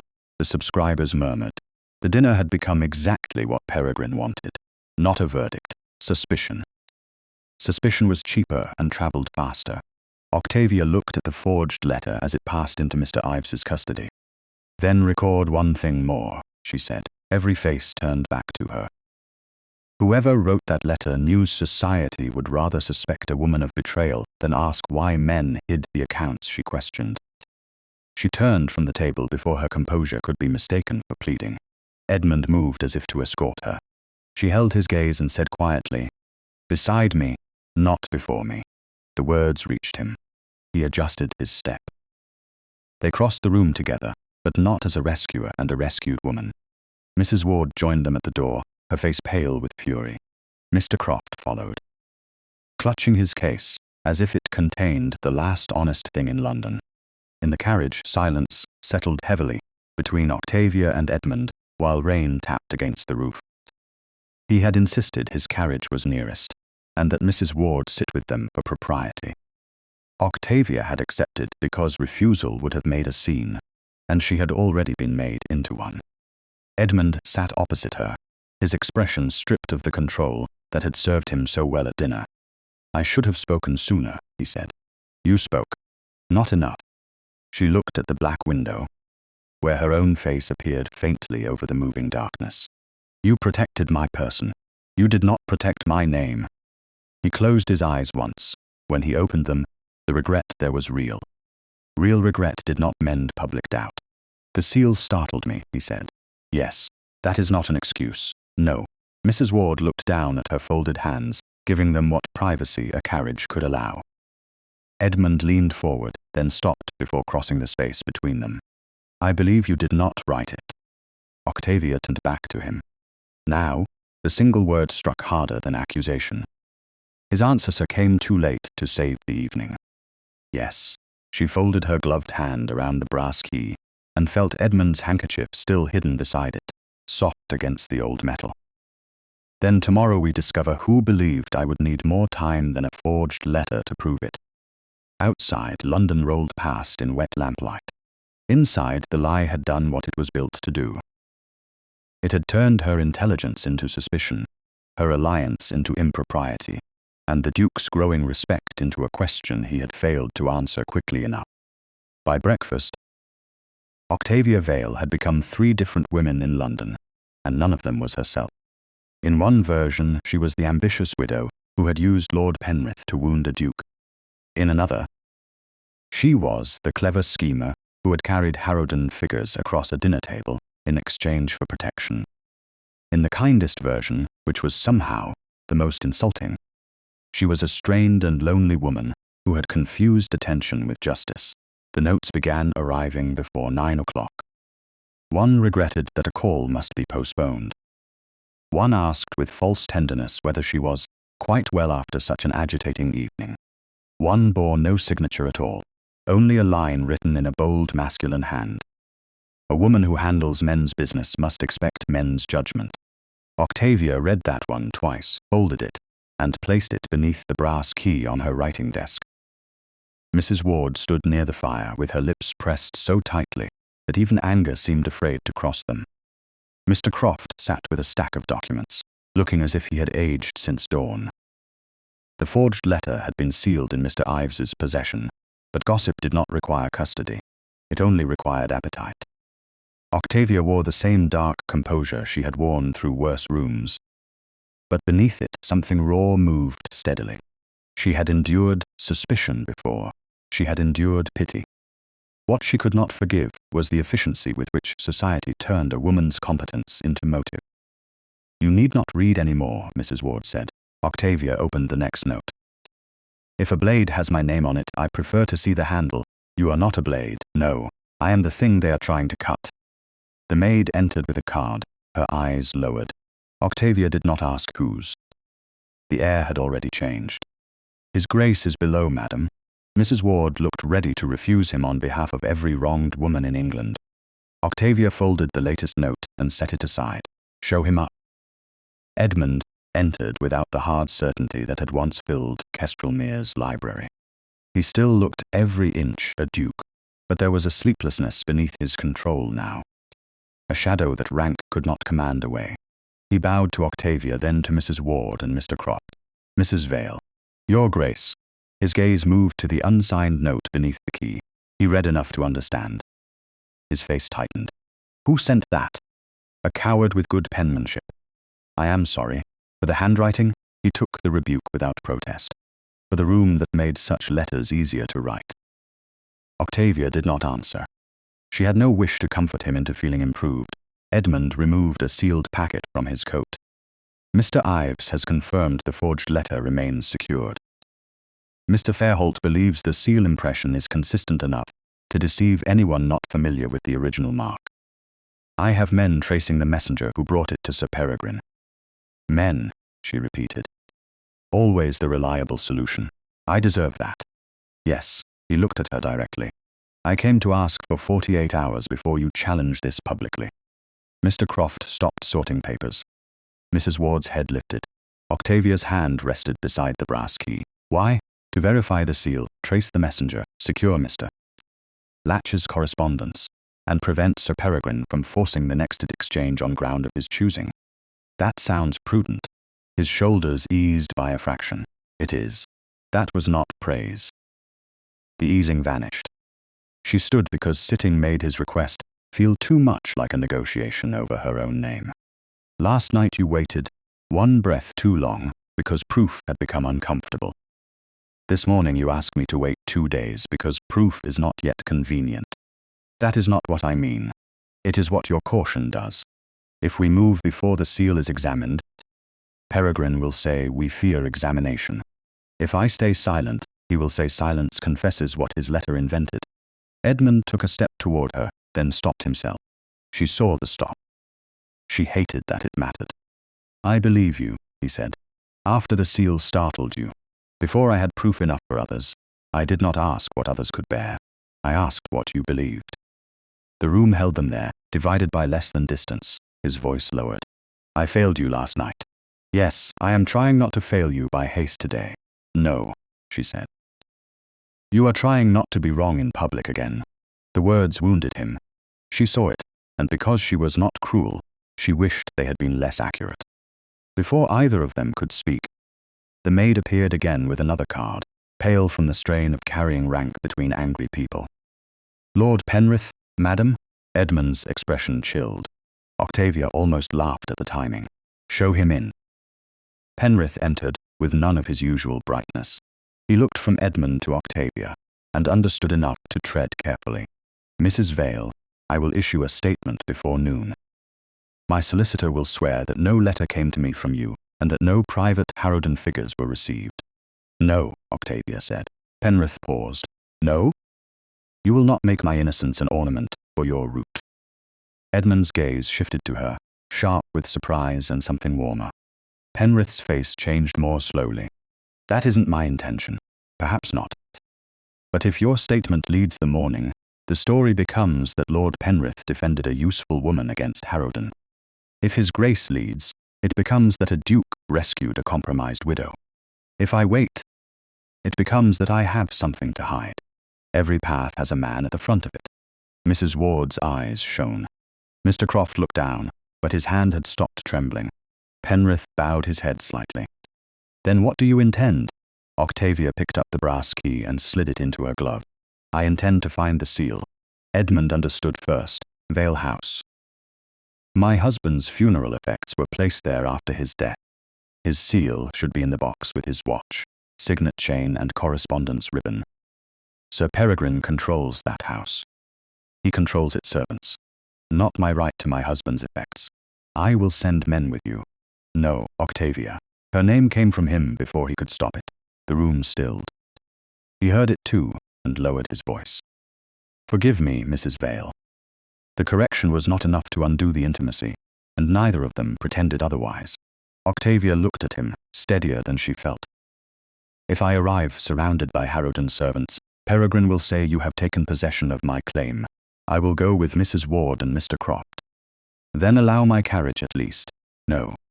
Penrith spoke carefully. "Mine." Octavia turned to him. "My lord, you are proving my point with admirable persistence." His mouth twitched despite the gravity of the room. "Then I withdraw the carriage before I become educational." Edmund did not smile.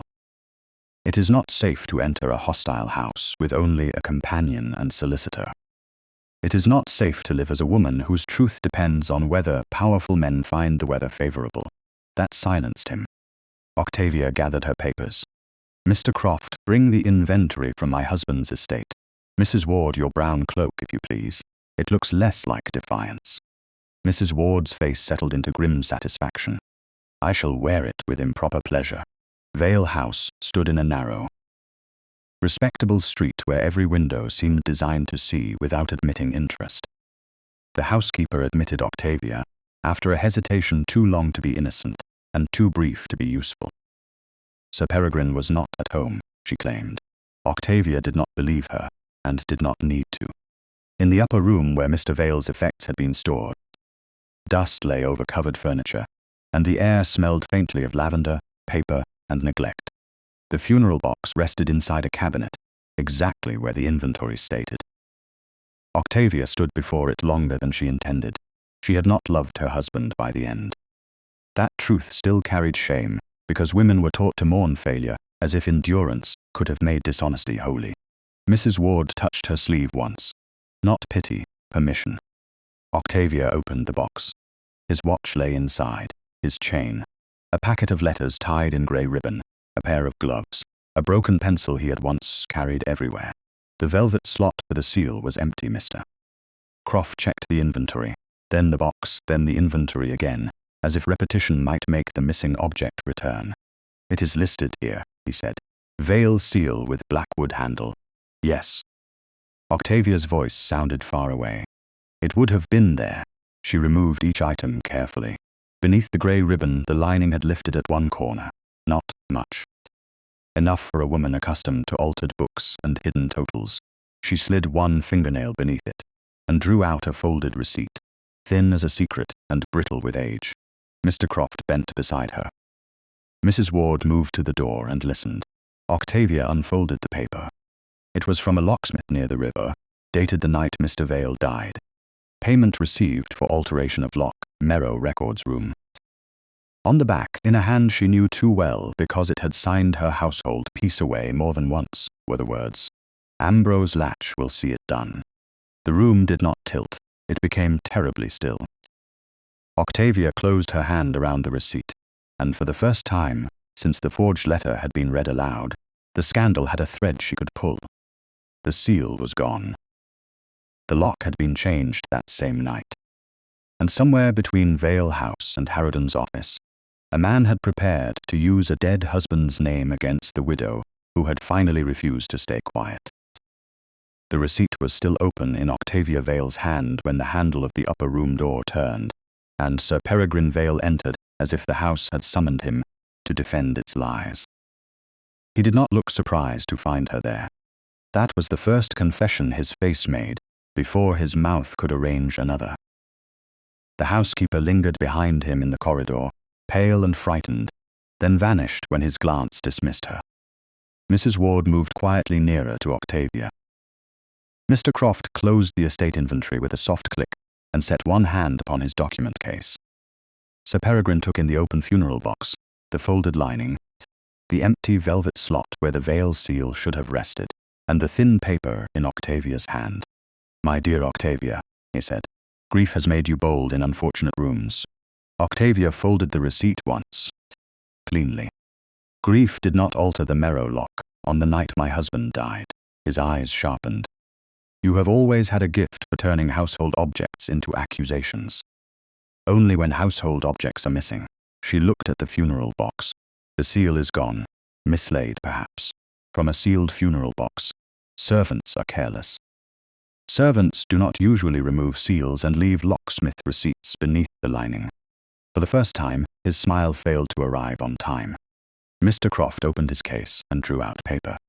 "Sir Peregrine, I must formally record that Mrs. Vale has found a receipt dated the night of Mr. Vale's death, naming alteration of the Merrow Records room lock. You will record nothing of the kind in my house." Mrs. Ward's voice cut through the room before Octavia could speak. "Your house, sir, appears to have a habit of hiding what belongs to widows." Sir Peregrine turned on her with soft contempt. "Companions should remember the difference between loyalty and impertinence. Men should remember the difference between authority and theft," Mrs. Ward replied. Octavia almost looked at her, but she did not risk giving Peregrine the satisfaction of seeing gratitude soften the line between them. Sir Peregrine stepped farther into the room.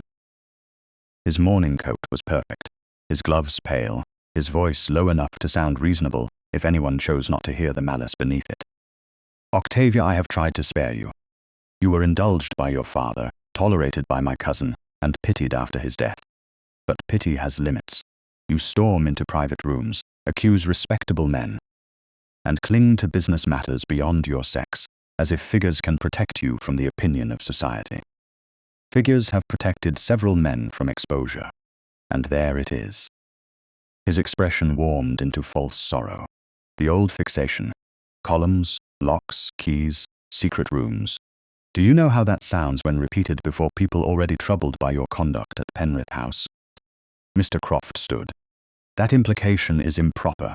It is compassionate," Peregrine said. "A physician once noted that Mrs. Vale was prone to nervous intensity regarding household accounts. I would hate to see that old concern become necessary again." Octavia felt the threat pass through the room like cold wire. It was familiar, too familiar. Women were called nervous when they noticed patterns men had meant to hide. They were called unstable when they refused to accept explanations, polished thin by repetition. She laid the receipt on the writing desk beside the funeral inventory. "You kept the physician's note. Your husband kept many things, but not his seal." Peregrine's mouth tightened. Footsteps sounded below, hurried and uneven. Peregrine looked toward the door, irritation flashing across his face before he smoothed it away. A servant murmured in the hall. Then Mr. Ambrose Latch appeared at the threshold, damp at the shoulders from the weather and visibly alarmed to find an audience. His gaze moved from Octavia to Mr. Croft, then to the receipt lying on the desk. He had come expecting Peregrine alone. That mistake entered the room before he did. Mr. Latch, Octavia said. How useful that Harrowden's steward has arrived while we discuss a Harrowden lock order. Latch bowed with care. Mrs. Vale. I was asked to consult Sir Peregrine on a private matter. The private matter was public enough to change a lock at Merrow Quay on the night my husband died. Peregrine's voice hardened. Latch, wait below. Please stay, Octavia said. I should like to compare this receipt with Harrowden office memoranda. Your hand may be useful. Latch's face did not change, but his right hand moved toward the inside of his coat, then stopped. Octavia saw it. Mrs. Ward saw it too. Mr. Croft, bless his anxious soul, began writing faster. There is no need for comparison. Latch said. Old forms pass through many hands, then you will not object to showing which current papers you carry. I object to being searched in another gentleman's house. No one has searched you. Octavia stepped toward the desk and dipped the pen as if to write. I shall merely record that when the locksmith receipt was named, you reached for a document inside your coat and then thought better of it. Latch went still. Peregrine gave a short laugh. This is absurd. Yes, Octavia said. Fraud often becomes absurd just before it becomes legible. Latch's control slipped by the smallest fraction. He drew a folded paper from his coat, glanced at its outer edge, and began to push it back. Mrs. Ward spoke instantly. That paper bears red wax. Mr. Croft stepped forward with more courage than his pale face promised. Mr. Latch, as solicitor to Mrs. Vale, I ask you to identify the document you are concealing in the presence of witnesses. It is a state correspondence.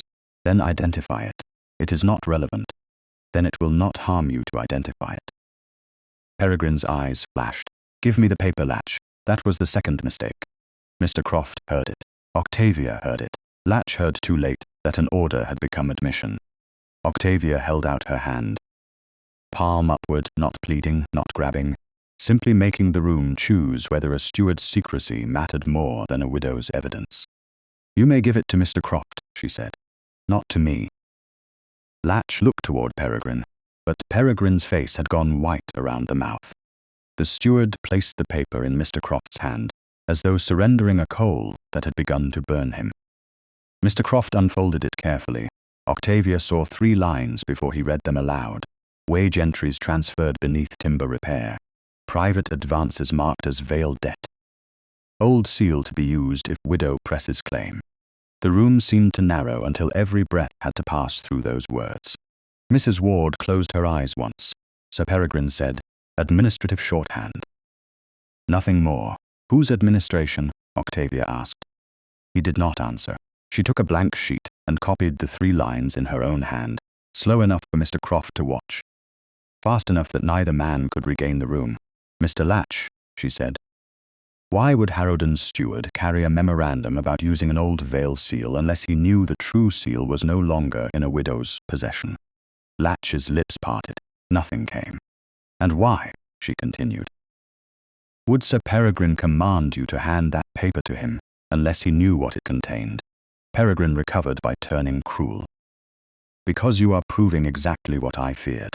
A woman in agitation can make any scrap into a conspiracy. Octavia placed the copy beneath the receipt. No. A woman in agitation is what men call evidence when it arrives with a female voice. Carriage wheels sounded on the street below. Latch looked toward the window, and fear finally broke through his polish. Edmund Sorrel entered the room minutes later, with Mr. Fairholt behind him, both having followed Latch from a Harrowden inquiry that suddenly found its steward absent. Edmund's gaze went first to Octavia. Not to Peregrine, not to the papers to her. Are you unharmed? He asked. Yes. Have they threatened you? Repeatedly. His jaw tightened. Peregrine moved forward with injured dignity. Your Grace. You arrive in time to see Mrs. Vale turn private family sorrow into theatrical accusation. Edmund looked at the receipt, then at the copied memorandum Mr. Croft placed in his hand. He read the lines. Once. Twice. The room waited for the Duke to speak, as dukes were expected to speak. Over everyone, for everyone, making his certainty the ceiling under which smaller people stood. Instead, he lowered the paper and looked at Octavia. You had this before I arrived. Yes. You forced it into the open. Yes. Something in his face changed, and it was not pride. Though pride might have been easier, it was shame disciplined into respect. Mrs. Vale, I should have stood beside you before I understood everything. The apology did not ask to be admired. It did not ask to be forgiven. It simply arrived, exact and late. Octavia felt the old wound stir, then settle. Yes, she said, you should have. Edmund bowed his head. What do you require now? Not what shall I do, not allow me, require. The word found her more deeply than any defense he could have offered. Octavia placed the brass key, the locksmith receipt, and her copied memorandum in a straight line on the desk. A formal inquiry at Kestrelmere, solicitors for both sides, Lord Penrith present to answer the forged letter. Thomas Bell and the Quay workers protected as witnesses. Lady Beatrice present, because society listens better when one of its own is made uncomfortable. Mr. Reeves as magistrate witness. Edmund nodded. Done, and you will not speak for me unless I ask. Peregrine gave a scornful sound. Edmund did not look at him. His attention remained on Octavia, as if the promise had weight enough to silence the rest of the room. I will not speak for you unless you ask, he said. I will stand where you permit me. Outside, the rain began again against the windows of Vale House. Inside, Sir Peregrine's world had not collapsed by force or accident. It had been opened by a woman who knew where men looked when they were afraid, and who had finally made their secrecy answer her aloud. Kestrelmere Park received them in rain, and for the first time Octavia Vale did not feel the house closing around her. It watched her, certainly. Its portraits watched. Its servants watched. Its long corridors gathered whispers like dust beneath carpets. But something had changed since she first crossed its threshold. The house was no longer only a place where men dismissed her. It had become a place that owed her answers. Edmund Sorrel brought her, Mrs. Ward, Mr. Croft, and the evidence from Vale House into the morning room rather than the library.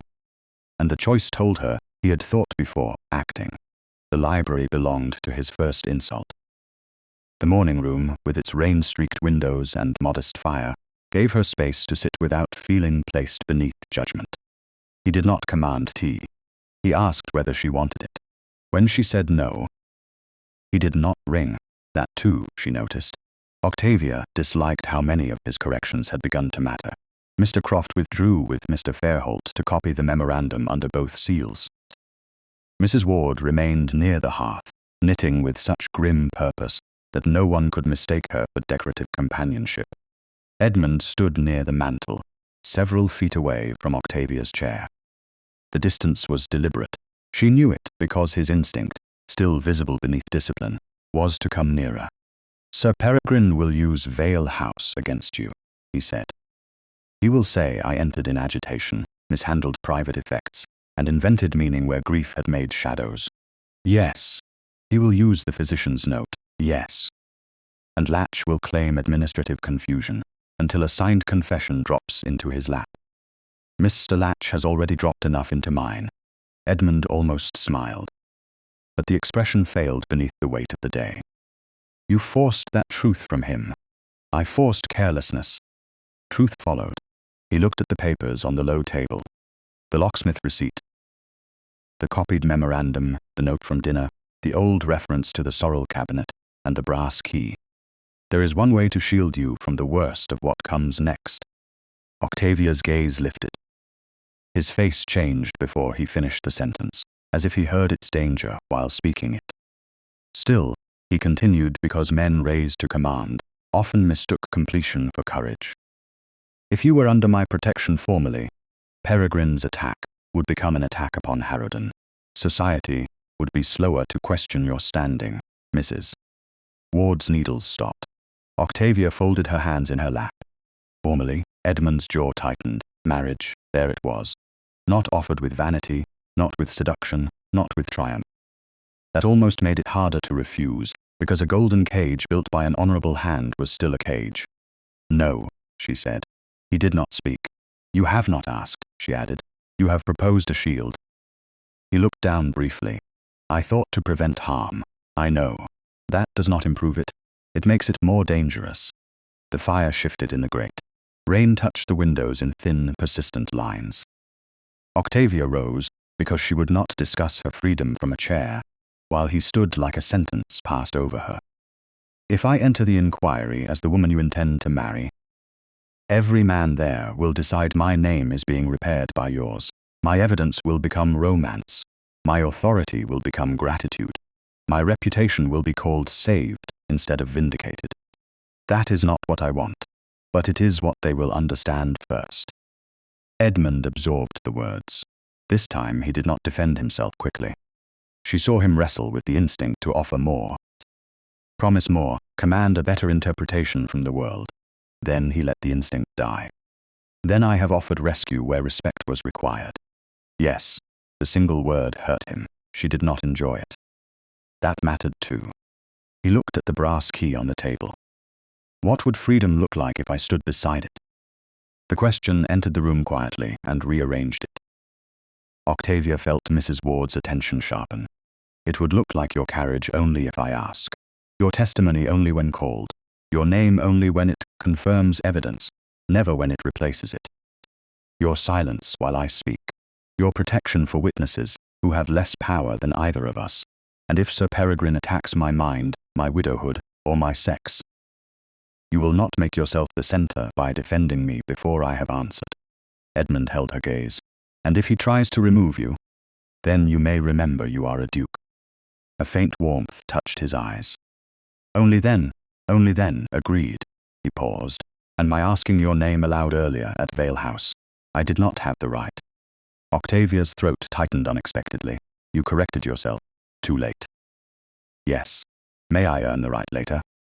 Mrs. Ward bent over her knitting, as if wool had become the most absorbing substance in England. Octavia looked toward the rain, because his restraint had reached a place argument never had. Later is not today. I understand. The door opened before silence could become too intimate. Lady Beatrice entered without apology, dressed in black silk, and carrying an expression sharp enough to open correspondence.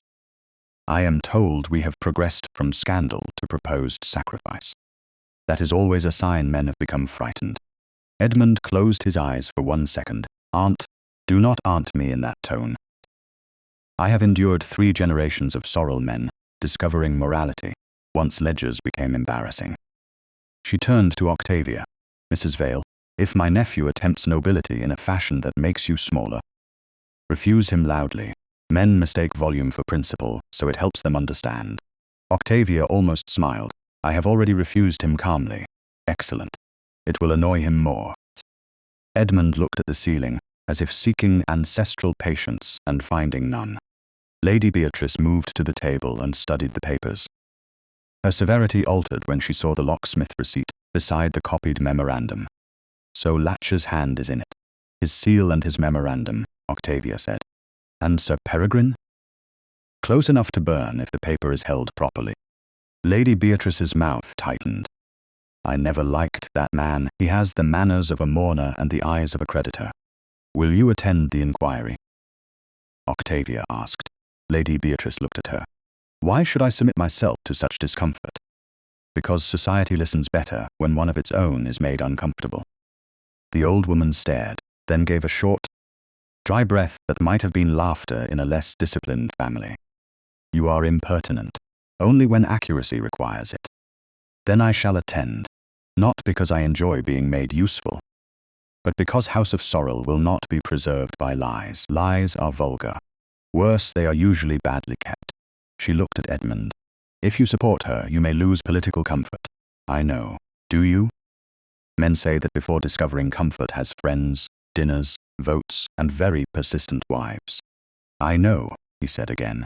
This time Lady Beatrice seemed to believe him. Good. Then make yourself useful without becoming heroic. Heroism is often vanity wearing boots. She left as abruptly as she had entered. Mrs. Ward resumed knitting. I like her against my better judgment. Most people do, Edmund said. It causes her great disappointment. Octavia did smile then, brief and unguarded. Edmund saw it, and something in his face softened before he mastered it. He did not remark upon it. That restraint was perhaps the most dangerous kindness of all.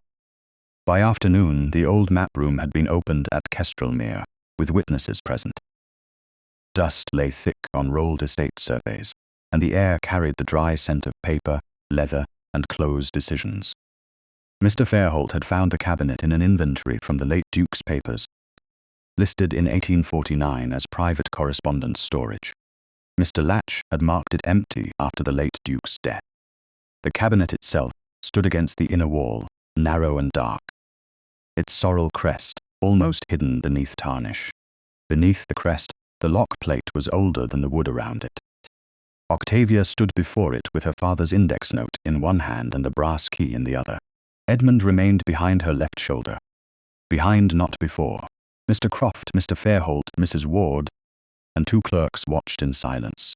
"It may not fit," Octavia said. "No," Edmund answered. "It may not." She looked back at him. He offered no reassurance he could not prove. It was exactly right. Octavia set the key into the lock. For one breath, nothing moved. Then the old mechanism turned with a soft, reluctant click that seemed to pass through every person in the room. Mrs. Ward whispered, "Good heavens!" Octavia opened the cabinet. Inside lay a leather-bound ledger wrapped in oilcloth, a packet of letters tied with faded blue ribbon, and a narrow strip of red wax impressed with the Vale seal. She did not touch the ledger first. She touched the letters. Her father's handwriting looked up at her, firm and familiar, after years of being treated as if death had made him easier to misquote. "Eastern Passage wages and winter storage," Mr. Croft read from the ledger label, voice unsteady. "Original entries." Edmund's face had gone pale beneath its control. "My house held it." "Yes," Octavia said. "Your steward marked it empty." "Yes." He did not apologize again. Not because he lacked remorse, but because remorse was not the work required. He stepped back. "Then you open it first." Octavia unwrapped the oilcloth. The first pages showed wage entries, repair promises, Harrowden private advances, and, in her father's clear hand, notes contradicting every altered copy Mr. Latch had produced. Mr. Fairholt leaned over the wax impression. "There is a flaw in the lower curve of the V." Octavia looked at it closely. The mark was small, but unmistakable. The forged letter was too clean there. Edmund's eyes met hers. The truth had finally acquired a shape no gossip could soften. "Then we have the seal's lie," he said. "And the ledger's truth," Octavia answered. She placed the brass key beside the open book. Around her, the men waited. For once, they did not wait for a duke to decide what the evidence meant. They waited for her. The great drawing room at Kestrelmere Park had been arranged to resemble nothing so vulgar as a court. Yet every chair in it knew it had been placed for judgment. Octavia Vale saw that the moment she entered. The pianoforte was closed. The small tables had been cleared of flowers. The curtains were drawn back to admit the severe grey daylight, and the long central table held only papers, ink, the recovered ledger, and enough empty space for truth to stand without ornament. Solicitors sat to either side, Mr. Croft with his careful, anxious order, Mr. Fairholt with Harrowden's seal beside him. Mr. Reeves, the magistrate witness, occupied a plain chair near the end, his face solemn and unreadable. Two railway subscribers stood near the windows, speaking to no one. Thomas Bell waited by the sideboard with his cap crushed between his hands, and beside him stood two older Quay men whose Sunday coats could not hide years of labor. Lady Beatrice sat in a high-backed chair, black silk arranged with military severity, her eyes already displeased with several people at once. Lord Penrhys stood near the mantel, elegant and controlled, his ambition held in check by the inconvenience of honesty. Sir Peregrine Vale had arrived with Mr. Latch and the expression of a man offended by having to witness his own exposure. Edmund stood behind the chair placed for Octavia, not before it, not at its side. Behind it, as he had promised, with his hands clasped at his back, and his gaze fixed not on the room's opinion, but on the space she would need in order to speak. Octavia entered last by choice. The room turned toward her. She felt it pass over her face, her gloves, the brass key in her right hand, and the ledger beneath her left arm. Once such attention might have urged her to lower her eyes. Now she only walked to the table and placed the book down. The sound was soft, but it altered the room. Mrs. Vale, Mr. Reeves said. You understand that this gathering has no authority as a trial. I do, Octavia replied. It has the authority of witnesses. Lady Beatrice's fan moved once, then stilled. Sir Peregrine gave a quiet sigh. A memorable phrase. Octavia always did prefer phrases to peace. Edmund's voice came from behind her, calm and edged. Sir Peregrine, you will have opportunity to answer. You will not interrupt her opening. He did not look to Octavia for approval afterward. Good. She did not give it, Mr. Croft rose and read the list of materials to be examined. The original Eastern Passage wage ledger found in the sorrel cabinet. The locksmith receipt discovered at Vale House. The memorandum produced from Mr. Latch, under witness. The wax impression of the true Vale seal. The forged letter produced at Penrith House. And the note concerning the changed lock. When he sat, Octavia opened the ledger to the first marked page. Her father's handwriting rose from the paper as if years of locked silence had not dimmed it. The Eastern Passage accounts were never confused, she said. They were made to look confused because clarity would have named debt. One subscriber leaned forward. Debt owed by whom? We will come to that. She turned the ledger so Mr. Reeves could see the columns. Here are wage arrears for the winter of 1859. Names, weeks, amounts, and source of payment. In the copies later prepared for Harrowden, these same arrears disappear beneath timber repairs. Yet no timber was purchased for the Eastern Passage that season. Mr. Fairholt laid the carrier notice beside the page. The named carrier had no operating license at that date, he said. Octavia inclined her head. So the repair entry could not be true. Thomas Bell swallowed audibly. Octavia looked toward him, not as a witness to be used, but as a man whose silence had cost him employment. Mr. Bell, you saw the original wage ledger in the old records room after my husband's death. Yes, madam. Who sent you there, Mr. Latch? Latch's expression remained composed. His hands did not. And when you mentioned the book, he told me I hadn't seen it. Then he dismissed me within the month. Octavia let the room absorb that before she continued. The room was later fitted with a new lock. The old brass key no longer opened it. The order for the lock was dated the night my husband died and bore Mr. Latch's seal through Harrowden's estate office. Latch said, an administrative matter. Records were vulnerable. To whom? Octavia asked. He did not answer.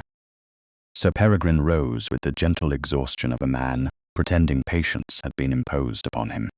Before this performance continues, someone must speak of proportion. Mrs. Vale has endured grief, public embarrassment, and the strain of matters unsuitable to feminine peace. My late cousin expressed concern more than once that she grew agitated when household accounts did not satisfy her. Mrs. Ward's face hardened. Edmund moved one step. Octavia raised her hand without turning. He stopped. Everyone saw it. The Duke of Harrowden, who had once declared he did not negotiate with women, stopped because a woman's lifted hand had set a boundary. Sir Peregrine saw it too, and hated her for making obedience visible. He drew a folded paper from his pocket. A physician's note exists. It records nervous intensity, insistence, sleepless attention to figures, and inability to accept her husband's explanations. Who requested that note? Octavia asked. My cousin. After what event? I do not recall every domestic agitation. I do. She took the note from Mr. Croft, who had obtained a copy that morning, and laid it beside the ledger. It followed the week I discovered that 2 payments marked as parish charity had been diverted to cover a private debt bearing your initials. A murmur moved through the room. Peregrine's color rose. That is a vile insinuation. No. It is an old habit with a newer document. She pointed to the note. This paper says I was agitated, insistent, and unwilling to accept my husband's explanation. That is true. I was agitated because money for poor families had vanished. I was insistent because the explanation was false. I was unwilling to accept it, because obedience is not evidence. Lady Beatrice's voice cut in, dry and clear. A useful distinction. I wish more marriages observed it. Penrith lowered his eyes, but not before Octavia saw the grim approval there. Peregrine shifted his attack. The forged letter remains. It bears her name. It bears the Vale seal. It refers to Harrowden figures she plainly had reason to want. Octavia opened the small packet from the sorrel cabinet. It bears an imitation of the Vale seal. She placed the old wax impression beside the letter.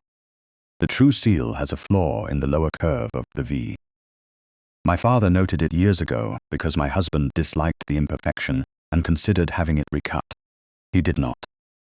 The forged letter lacks the flaw, where it should show, and blurs, where pressure was applied by someone unfamiliar with the handle. Mr. Ives, Penrith's solicitor, stepped forward. I can confirm the letter was not received by Lord Penrith, nor does its hand match Mrs. Vale's witnessed correspondence in our possession. Penrith spoke next, his tone stripped of charm. I sought advantage in the Merrow route, I do not deny it. But I did not receive secrets from Mrs. Vale, and I will not let ambition make me useful to a lie. Octavia accepted the statement with a small nod. Then she turned to Mr. Latch. Now the memorandum. Mr. Croft read aloud the 3 lines copied at Vale House. Wage entries transferred beneath timber repair. Private advances marked as Vale debt.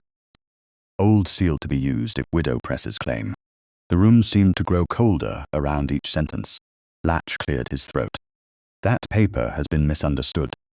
Estate administration often requires temporary classification. A temporary classification before the debt exists? Octavia asked. He looked at her. I do not follow. Then let us help you. She turned the ledger toward him. This false Vale debt appears in the altered copy 2 weeks before my husband died, before widowhood, before my claim, before any supposed confusion over the funeral effects. If the changes were merely administrative, why did the first false debt appear before the event you used to justify it? Latch stared at the page.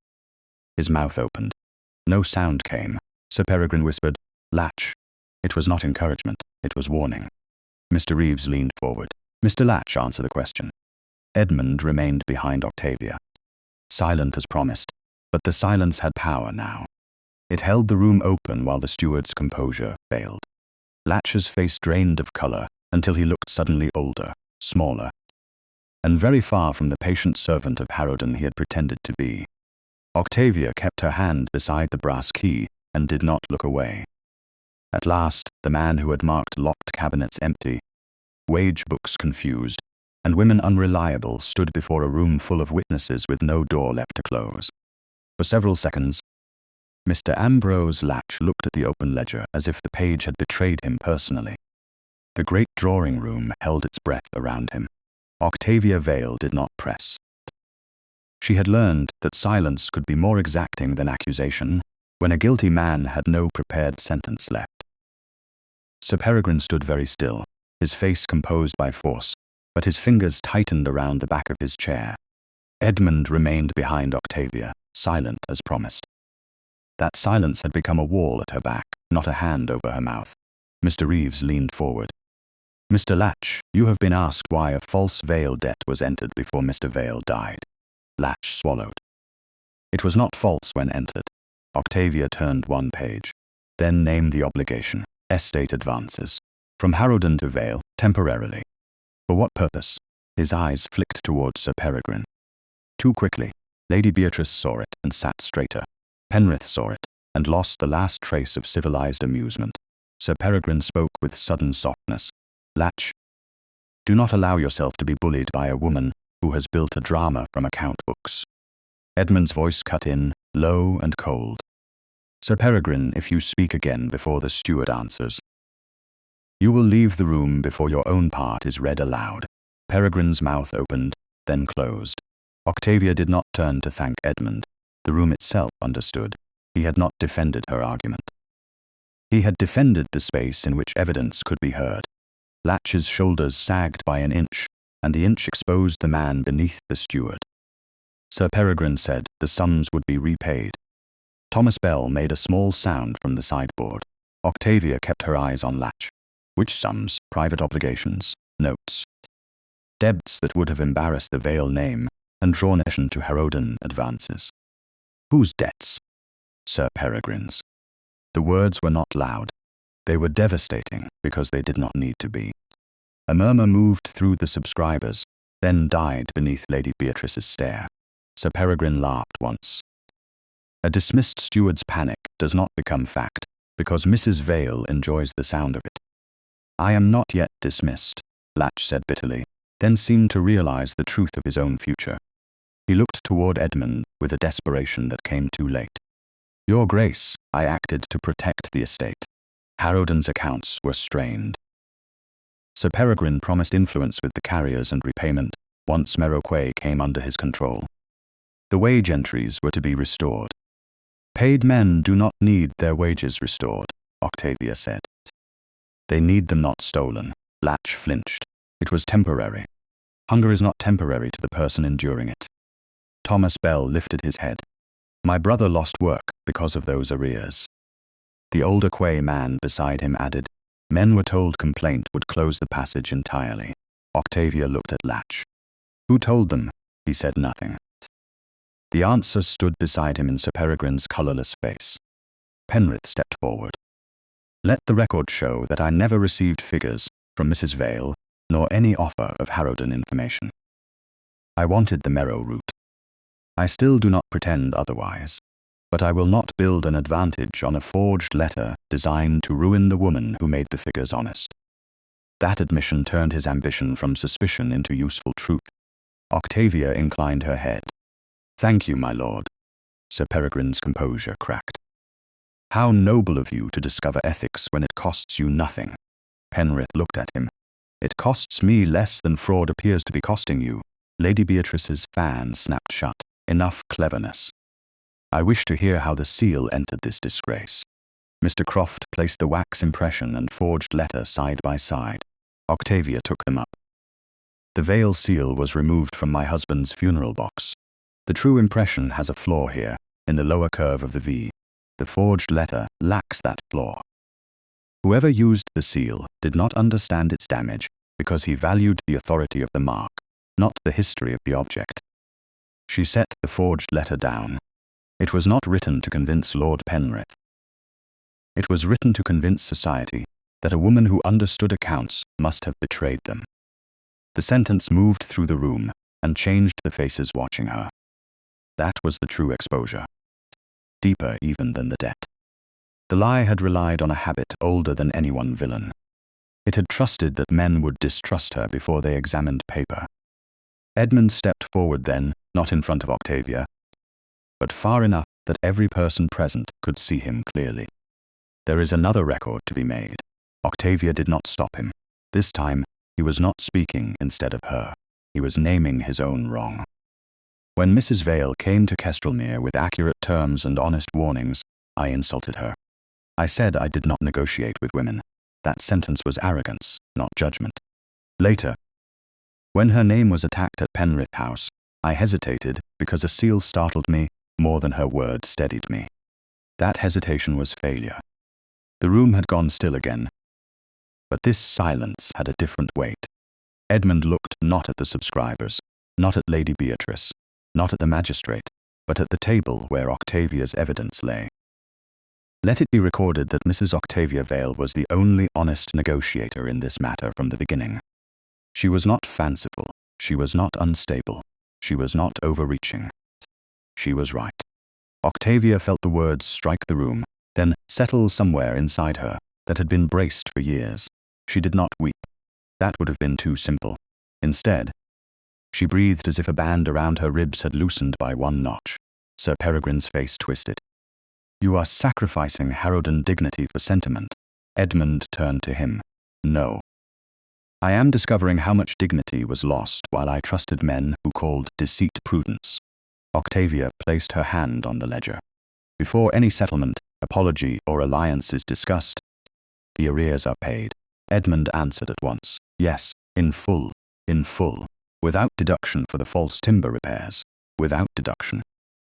The Eastern Passage is repaired before winter trade increases. The Quay records are copied under both solicitors' seals. Thomas Bell and every man who testifies will keep employment or be compensated if your officers made that impossible. No worker is to suffer for telling the truth. Granted, Edmund said, publicly. Publicly acknowledged as debt, not charity. A murmur ran through the room. Latch closed his eyes.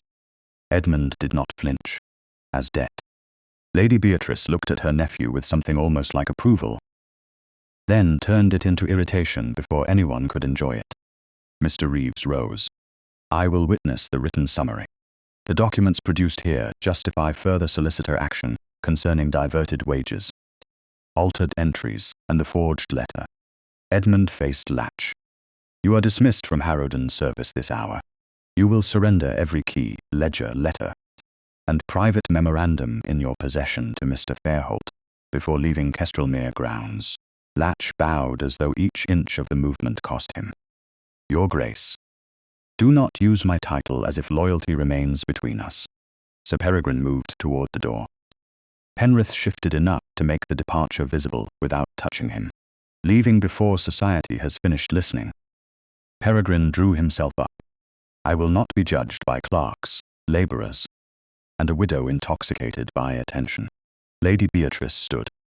The room seemed to rise with her, even while everyone remained seated. You will not be received by me again. I will not explain your absence kindly.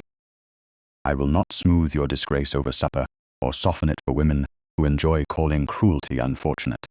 You wished society to judge Mrs. Vale. Society has heard enough to begin with you. Peregrine looked around for rescue, and found only calculation, distaste, and fear of being seen beside him. That was when Octavia understood public justice fully. It was not applause. It was protection withdrawing from the lie. Edmund nodded to Mr. Fairholt. Proceed against Sir Peregrine for every recoverable debt connected to Harrowden, Merrow, and the forged letter. If any witness is threatened, I will consider it a direct matter under my name. Peregrine's voice dropped. You are making an enemy. Edmund's answer was quiet. No, I am recognizing one. Peregrine left with Latch behind him, neither man touched, neither man given the dignity of struggle. When the door closed, the great drawing room seemed larger than before. Octavia stood with the ledger open, the brass key beside her hand, and every witness forced to see that she had not been rescued into truth. She had carried it there. Edmund came no closer than the space she had allowed. Mrs. Vale, he said, low enough that the room had to listen carefully. I will not ask you for anything today. I will not turn justice into a claim. But if there remains any road by which I may earn a place beside you, I ask only the chance to walk it properly. She looked at him for a long moment. The Duke, who had once closed her folio, now stood before the whole room and waited for her answer, like a man who finally understood that waiting was part of love. Octavia picked up the brass key and placed it at the center of the table. First, she said, we finish the terms. His eyes warmed, but he only bowed his head. Of course. She opened the ledger to a clean page, dipped the pen, and felt the room waiting not over her, not around her, but for her. Then she looked at Edmund Sorrel, Duke of Harrowden, and said with calm precision, Now, Your Grace, we may negotiate. 3 months after the inquiry at Kestrelmere Park, Merrow Quay sounded like a place where men had stopped lowering their voices. Octavia Vale noticed that, before she saw the repaired Eastern Passage, before Thomas Bell came forward with the final wage receipt, before the first cart moved down the reset stone steps without a driver pausing to test the rail with his hand. The change was not picturesque. It was better than picturesque. It was practical, audible, and alive. Hammers rang from the far warehouse. A clerk called figures from the weighing office and received an answer instead of a complaint. The repaired steps stood plain and strong beneath a pale morning sky, with fresh iron rails fixed deep into the stone, and the drainage cleared, so winter fog would no longer turn the passage into a snare. Octavia stood at the foot of them with Mrs. Ward beside her, the hem of her dark travelling dress lifting slightly in the wind from the water. She had expected satisfaction. She had not expected the ache beneath it. Justice, she was learning, did not always arrive with a grand sound. Sometimes it arrived as a man carrying a crate safely down steps that had once been allowed to injure him. Thomas Bell approached with his cap in his hands and an expression that tried to be businesslike and failed through happiness. Mrs. Vale, he said, the last arrears were paid yesterday, full amount, no deductions. Octavia accepted the receipt from him, and the men dismissed after complaint. Compensated, madam. 2 taken back on written terms. 1 chose work with the carriers instead. By his own choice? Yes, madam. He said to tell you it was the first choice he's been offered in years. Mrs. Ward turned her face toward the river and pretended to study a barge. Octavia looked at the receipt until the ink steadied her. Then tell him I wish him good employment and fewer noblemen in his accounts. Thomas smiled. I will, madam. Edmund Sorrel stood several yards away with Mr. Fairholt, speaking only when the matter concerned Harrowden land, and falling silent when the matter belonged to Merrow. He had learned that silence not as a performance, but as a discipline. At first Octavia had mistrusted it. Men sometimes used restraint to look noble while waiting for gratitude. Edmund had not waited for gratitude. He had paid wages publicly, repaired the passage before the first frost, surrendered every altered copy for review, and allowed solicitors to write Harrowden's embarrassment into documents that would outlive drawing-room gossip. Sir Peregrine Vale had found London suddenly short of open doors. Creditors who once bowed to him now wrote with chilling punctuality. Lady Beatrice had kept her word and refused to soften his fall over supper.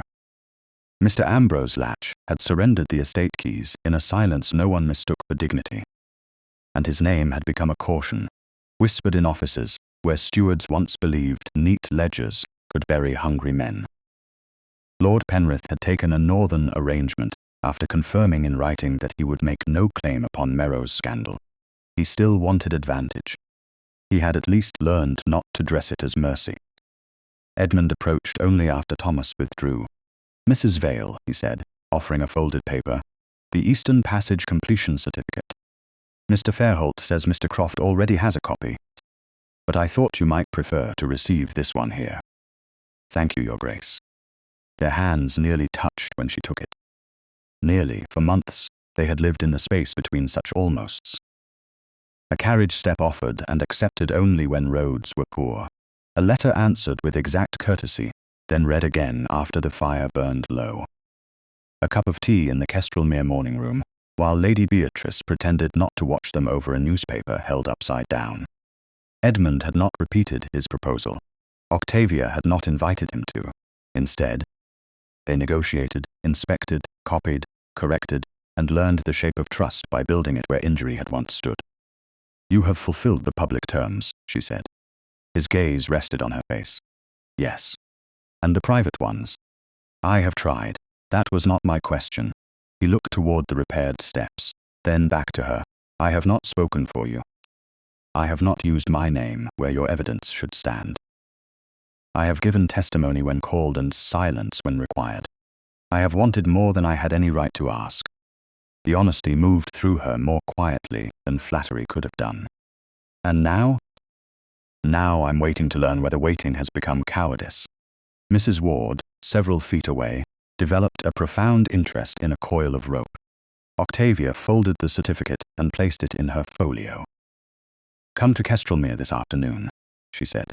Mr. Croft will read the settlement. His breath changed. The marriage settlement. Do you know another settlement involving no future duke, steward, husband, heir, or cousin altering Merrow authority without my written consent? Warmth entered his face, controlled but unmistakable. No, I can't say I do. Then yes, that one. The old Kestrelmere library looked different when Octavia entered it that afternoon, though nothing obvious had changed. The same long table gleamed beneath the windows. The same shelves climbed toward the ceiling. The same portraits looked down with inherited certainty. Yet the room no longer felt like a wall. It felt like a page awaiting correction. Mr. Croft sat with the marriage settlement before him, Mr. Fairholt opposite, both solicitors wearing the solemn expressions of men who understood that affection had made the document no less formidable.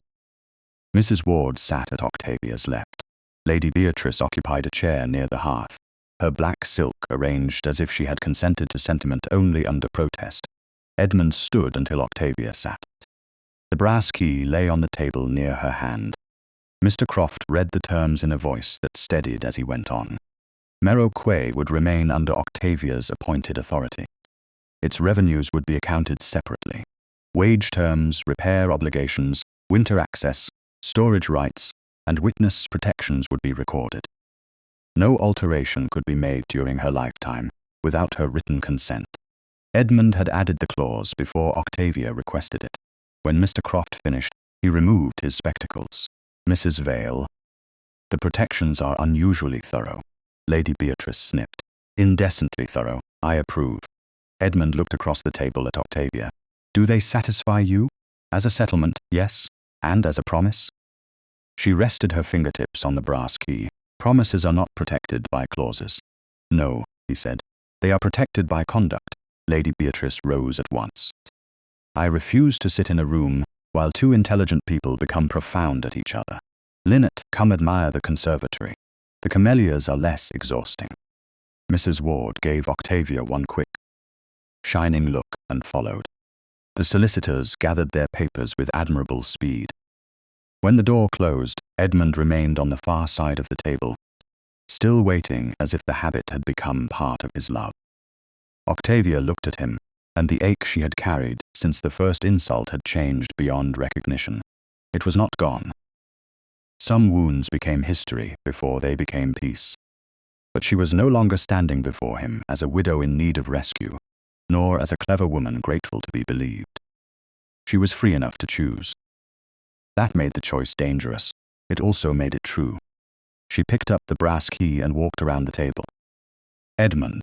His composure failed at the sound of his name, not dramatically, but enough for her to see the man beneath the Duke. Yes, you may ask now.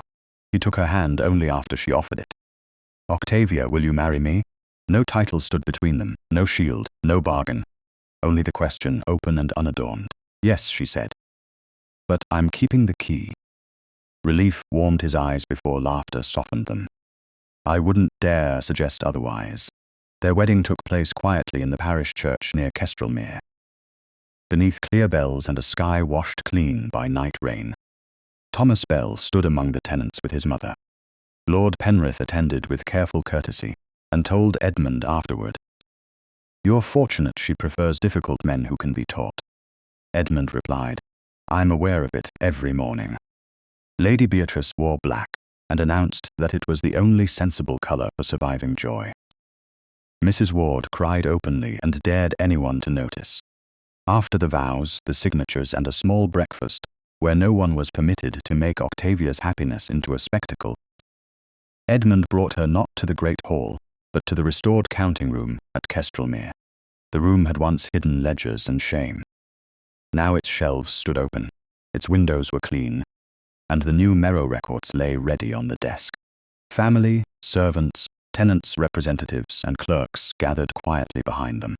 On the desk rested the dark ducal seal of Harrowden. Edmund took the brass key from his pocket, where Octavia had placed it before the ceremony, and set it in her palm. "This was never mine to grant," he said. "It was yours to hold. I return it before witnesses, not as a gift, but as recognition." Octavia closed her fingers over it. The metal no longer felt like pain hidden in a glove. It felt like proof that a locked room could be opened without surrendering the woman who carried the key. "Then I accept it as such." Edmund leaned close enough that only she could hear. "Negotiate with me for the rest of my life." She looked at the desk, at the seal, at the open ledgers, and at the man who had learned that love could listen without ruling. "Only if you remember that I read every term. I'm counting on it." Octavia placed the brass key beside the ducal seal. The two objects rested equal beneath the afternoon light, one old with inherited power, one small with earned truth.